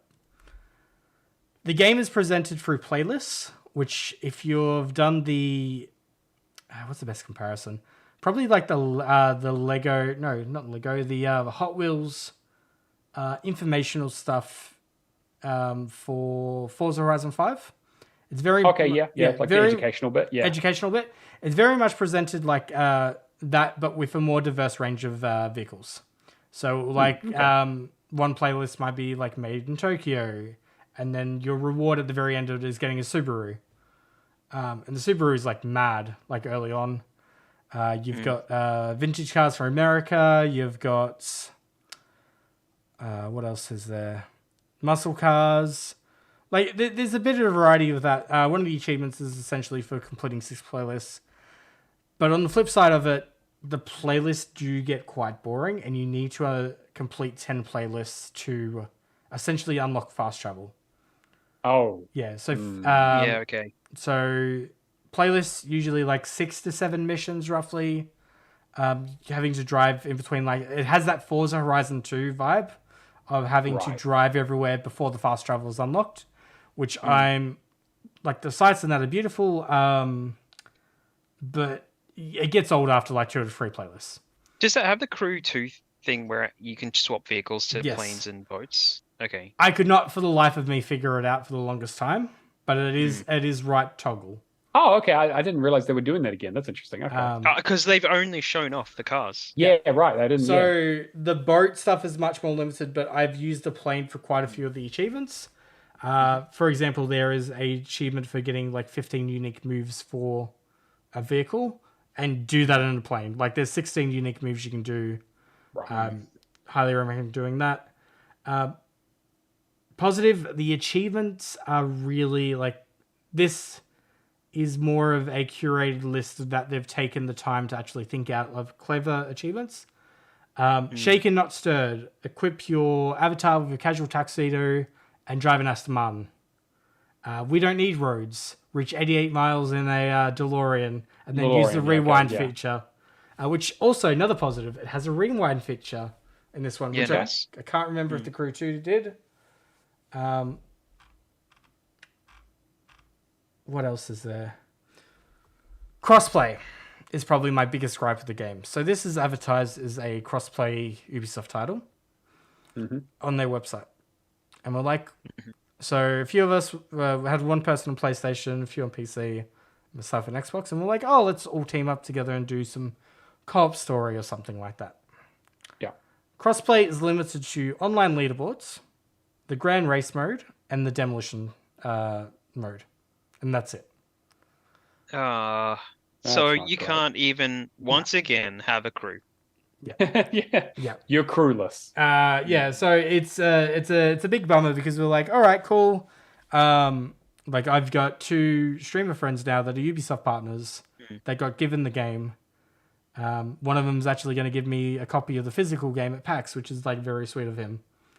But yeah, it's one of those situations where it's just a bump. Like it's one of those things that, like, if you advertise it as crossplay, like, it should be crossplay and not limited. Yeah. Fully featured. Yeah. Yeah. But yeah, achievements in this game are like amazing. You can transfer your cars over from the crew 2, which I think is like one of the best. Like, the first achievement I unlocked was own 30 vehicles, because everything I had in the crew 2 transferred over. I don't think I missed out on any of the cars that I had in the previous game. Damn, all right. Onto it. You think is usually an issue with Forza, them having to renew licenses and that. I think that was that's a great little thing. Other than that, yeah, like, the miscellaneous achievements are great. There's even an achievement where you're flying, like, you have to fly through a speed trap, but then change to a boat at the last second and then fly through it, like, whatever the speed trap's speed is. A lot of crew-based achievements, like joining, forming, completing custom event, that kind of stuff. Photo ops, which I'm not the biggest fan of in these kind of games, because it's like, get a photo op of this particular car at sunset, then you have to wait for the time and that kind of stuff. Right. And yeah. All in all, I'm enjoying it. It's probably like a 7 out of 10. Okay. It's one of those things that, like, it's easy for me to switch off and just smash through, like, playlists and that. But screw it up. Yeah, I do see the playlist getting quite repetitive. The Grand Race mode that is crossplay doesn't have ghosting or anything available. It is essentially like, somebody hits you off the road, that's it. The demolition mode, though, is interesting. It's kind of like Eliminator, but it's more leaning towards Fortnite. Okay, suddenly I'm out. Okay, all right. I'm gonna. I might just need to wrap up the show now. No, like, you've got, like, particular things you drive over. They give you, like, shield bonuses and that kind of stuff. Like, it's not that Eliminator kind of drive over, do a race, that kind of stuff. It's just straight demolition derby, but with like, particular, like, stat boots upgrades. I think there's, like, a monster truck upgrade you can get, but power ups, but not offensive power ups. Yeah. Like, yeah, okay. But saying that, you don't have to win or anything like some other games that people can't manage to get. Matt, I'll have you know, there's an achievement for getting free demolitions in this, and that's it. Okay, well, that sounds pretty reasonable. Yeah, I think this achievement, somebody's actually taken the time to think about this achievement list, and okay, all right. Now that like, you are selling me on it, to be fair, because I like the thing is, I enjoy racing games for the most part as a casual experience. Yeah. It's just when they get, like, a little too hardcore that I struggle. The only things that I see being an issue with this game, spending 24 hours, which those achievements have existed in the past for it. Yeah, which I think it's very much going to be the case of, you're probably going to spend 30 hours in terms of completion time for this. Right, so you probably get it. Yeah. Yep, you're going to get it on the way there anyway. Photo ops and that can kind of be, like, a little bit boring, but it's very much one of those things you just chuck on a podcast kind of stuff. Yeah. The main issue at the moment, so one person on TA has completed this game, and it's currently sitting at 11.2 ratio. However, that is definitely a hack, because there is an achievement that hasn't been unlocked by everybody to reaching level 15. And by the look of it, it treats it as a season. So you have to do, like, those requirements, be level 15 by the end of the season, then the achievement will count, and you got it. Okay. So yeah. I very much think this is going to drop to, like, a 3 or a 4 ratio very quickly. Okay. But yeah, I'm having a blast with it. It is very much one of the Dave is right. It's sus. This guy's definitely hacked something in. It's definitely like, maybe you wait for a free weekend or something, get in, smash out any online requirements, like seasonal stuff. If they discontinue seasons, then, like, what are you gonna do? Yeah. So the only problem with that is, like, the reach level 15. I'm not too sure how that would work around the weekend, but, like, I've only done, like, 2 proper sessions for this, and I think the first one was, like, probably 3 hours on the weekend, which the other neat thing that I figured out with this as well if your 4-year-old daughter turns on a second controller for this game, Yeah. both controllers are configured to the car. Okay. All right. Yeah. Because she's smart enough to realize now that the light turned on the controller means that it's working. Okay. Yeah. And she tried so hard to like take me off the road. That's hilarious. But yeah, it was a lot of fun. Like usually when I play with Percy, it's like moving out, that kind of stuff. It's like why aren't you putting any of the boxes in the truck? And then she just put in the fire and she'll just laugh. It's like, no, this is like but Agent of Chaos. Yep. Yeah, Agent of Chaos. But yeah, this is a really fun game. I recommend it. I've not heard bad things about it. So it sounds like it's pretty solid. Yeah, and it's one of those games too that I reckon, like honestly, Ubisoft Plus. I would say if you're like looking forward to Assassin's Creed Mirage next month, 1st of October, not a bad idea. Grab this, play it for 10 days. There's a few games in Ubisoft Plus that I was going to recommend. There's Rabbids, which is 2 to 3 hours. There's Monopoly Madness, which I'm going to do, which is I think maybe 4 to 5 hours, but that's like $50 retail. Like it's definitely one of those. Ones that you need to pick up. And there was another. I feel like there was another one that released not too long ago. Oddballers, 6 to 8 hours. It's just the higher price Game Pass entry. Like whether you're whether you're going to get the use out of a month subscription to it. Maybe when Star Wars Outlaws comes out, I might just be like, all right, I'm gonna cordon off a month and just blitz through a bunch of games. The other thing David points out that it's a shame that Games with Gold is gone because this would probably be on it in a year's time, which I think is a bit rude, but yeah. Well, I mean, you can get the second game for like $7 whenever it's on sale. That's true. Yeah. I mean, Ubisoft games drop in price, but the biggest problem I want to quickly just say about Ubisoft Plus. Biggest problem I find with it is the PC stuff has like much more, has better benefits. Like the gold versions of this kind of stuff. Whereas in the Xbox stuff, it still kind of feels like they're just trickling stuff out. It doesn't super surprise me. But here, just gonna quickly just find it. If you have the Xbox version, is it not the same as having the PC version? Are they separated? It's like saying that PC Game Pass is the premium. Like, you know how we'll have stuff released on Xbox, and that's like the ultimate way to place Game Pass. In PC, and some stuff it's on PC. It's like that. It's essentially just reversed. Like console at the moment. I mean, it makes sense that PC is their primary platform, right? Because they don't have to give the 30% off to the platform holders. Yeah, and you're generally on the Uplay account with their infrastructure. So yeah, some of the newer titles that are out on it are the Settlers New Allies, Rabbids Party Legends. Apparently, Valhalla Complete Edition is out. Monopoly Madness, Uno Ultimate Edition with all the DLC packs. The Vision came out. Oh, god damn it.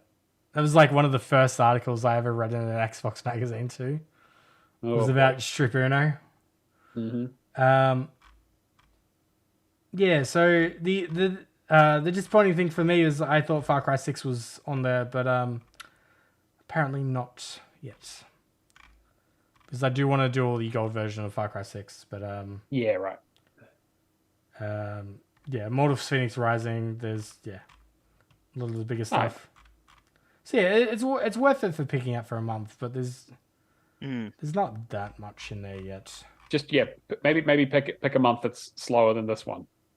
I think or the next one going into like Settlers New Allies just dropped as well. I want to check out, but apparently the port is completely scuffed. Well, I assume the new Avatar game will be in there as well, right? Should be. I'm pretty sure a lot of these games are going to be day one. I was going to say this sounds like a fucking great way to spend my January. It might be like a day one on PC kind of deal, but yeah, okay. But like even looking at PC, they've got like coming soon Prince of Persia, Avatar Frontiers, Premium Edition Skull and Bones, Mirage, Ultimate Edition The Crew Motorfest. It's just getting that stuff on console. Yeah, Far Cry 6 Game of the Year edition is on PC but not on console. So hopefully once they've buffed that service up quite a bit, can return back and get some of the stuff done. I mean, stuff's probably not going to be leaving the service, so that's one of the good things about them owning all of it. I mean, it's one of those things that can only get better over time. Yeah, exactly. But all right. Yeah. Enough shilling. We're running a little long, so I will just quickly go through the leaderboards. So in third place, we have Mephisto for the win with 13,260. We have Thrash Forever with 15,795. And we have Kruger. Good to see Kruger back on top again with 32,190. So good job, guys. Still putting up ridiculous fucking numbers. Yeah. I don't know how they do it. All right. Keo, do you want to read through the completion shoutouts? Yeah, I sure do. Shattered Sly has done Aliens vs Predator. Just Jake has done Armored Core 6, a nice one. Firehawk has done Sega Bass Fishing Rio. He's also got his 3,925 day streak and 31,000 achievement streak as well, as in massive, keeping that streak going. Anubis is doing, he did DC Super Pets and Hellsinger twice, so both the stacks. Left for Legacy did Golf with Your Friends. Professor Pluto did Hockey Champion and Gotham Knights. Well, actually, Gotham Knights, I think, is his card from his old completion. I don't think he actually. Oh, is it? Oh, okay. Yeah. I thought he. Yeah, actually, yes. Yeah, I think he put it up as a reference. But hey, congrats, you did it. But he is a hockey champion, so congratulations to him. Yeah. He is he's got his nice picks up in the Discord. Baron von Neumann did Stray, Texas Chainsaw Massacre ×2. Is that a stack as well? The Windows? He does the PC stack. Yeah, nice. K79 1998 did Stray and High on Life. Just Jake again did is that the Mass Effect collection? Mirror's Edge. Mirror's Edge. Right. Yes. Mirror's Edge Catalyst, yeah, which he did not like. Oh, I noticed that. Yeah, and Lord Mud did Starfield, so not solid week. A lot of new stuff on there too, which is good. Yeah, some good stuff there. I'm very curious to see.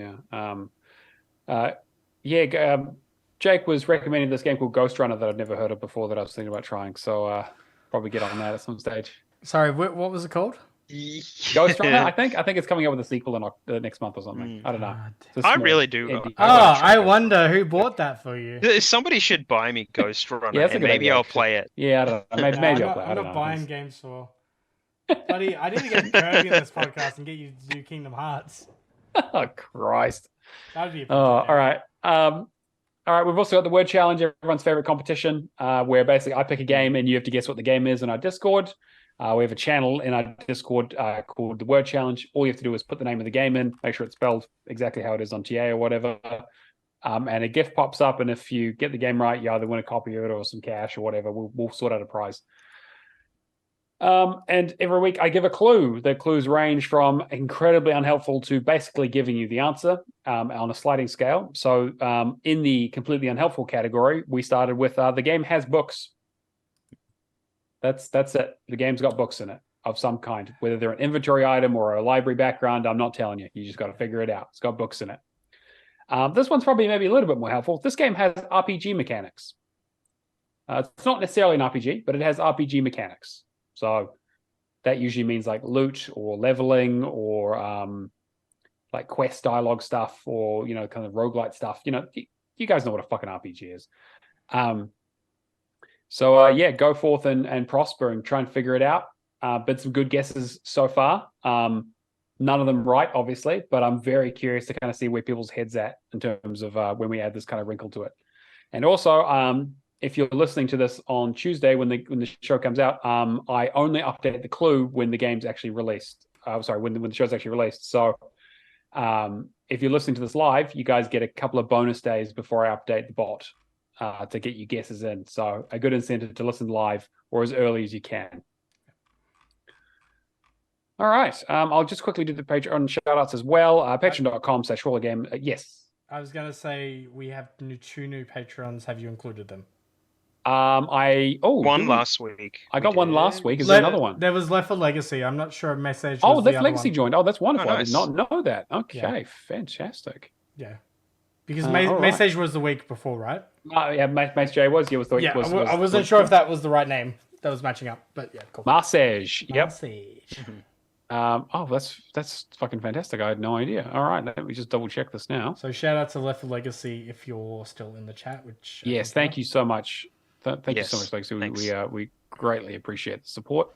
Yeah. I will add you to our document to make sure we give you shout outs in the future.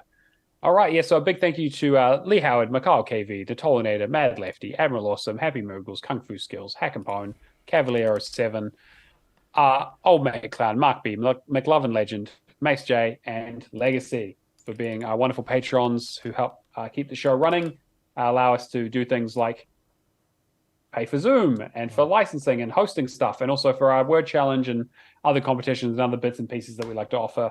If you do join the Patreon at any tier, you get access to all of our old episodes of Lights, Camera, and Action, which is our video game movie review podcast, as well as all of our pre and post show stuff that we cut out of the official version. And occasionally, any kind of extra stuff like spoiler casts that we want to do in the future will be going up on Patreon. I want to first, if not exclusively. I want to do more spoiler casts because of how many titles are coming out. 100%. We've got a lot to talk about. So Motorsport. Talk about how around the wheels are. Actually, when Motorsport releases, I want to really test the accessibility. I'm very curious. Yeah, that'll be a really interesting one because they've made a big deal about it. Yeah. We've also got our Discord. I would let you know what the name is, but the URL sucks now, so it's not nice and easy. But Cameron hasn't. Have you updated the screens yet or not? I haven't. All good. All good. Well, I will drop an invite in the chat right now. We need to get Nightbot on that. Yes, you can join our Discord. Come hang out with us in our community. Come say hi. It's the best place to see us. And basically we talk about video games, talk about the podcast, talk about music and anime this week apparently. And we've also got some channels for the word challenge and some boosting stuff in there as well. So best way to do it. And then of course we do the show live on Twitch with our wonderful community. David, Bulbasaur, Legacy, a bunch of other people hanging out, interacting, asking questions. Xbox Hall of Gamers is the place to find us every week. Fridays or Saturdays, depending on who our guests are. All right, well, that's going to wrap up the show. Cameron, where can you be found? You can find me on pretty much every platform now under Shadowless AU. Take that, Alex. No ones in my name. Jesus. He'll hear this in 6 weeks. Yeah, exactly. Yeah, exactly. You'll probably change it again by the time he hears it. Yeah, what about you? Yeah, so you can find me on Twitter at Keel Live at Home, and you can find me on Twitch at Keel Live at Home when I stream. There might be a bit more of that coming up. And you can find the VODs for that at HTFG Play on YouTube. Amazing. I also thank you for reminding me. We also do upload the VODs of this show to YouTube as well. If you happen to miss them and you're just listening to the audio version, you can check out our YouTube channel. Xbox Hall of Gamers. Nice and easy to find us. We have all of the back episodes are on there, so go check them out. I try to tweet them out as well. So what about the front episodes?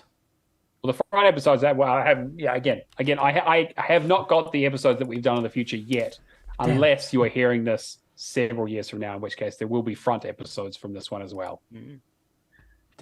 All right, well, enough of that fucking chicanery. We're 3 hours in. I'm fucking knackered. That's been episode 95. We will catch you guys next week. See you later. Bye, everyone. All right, have a good night.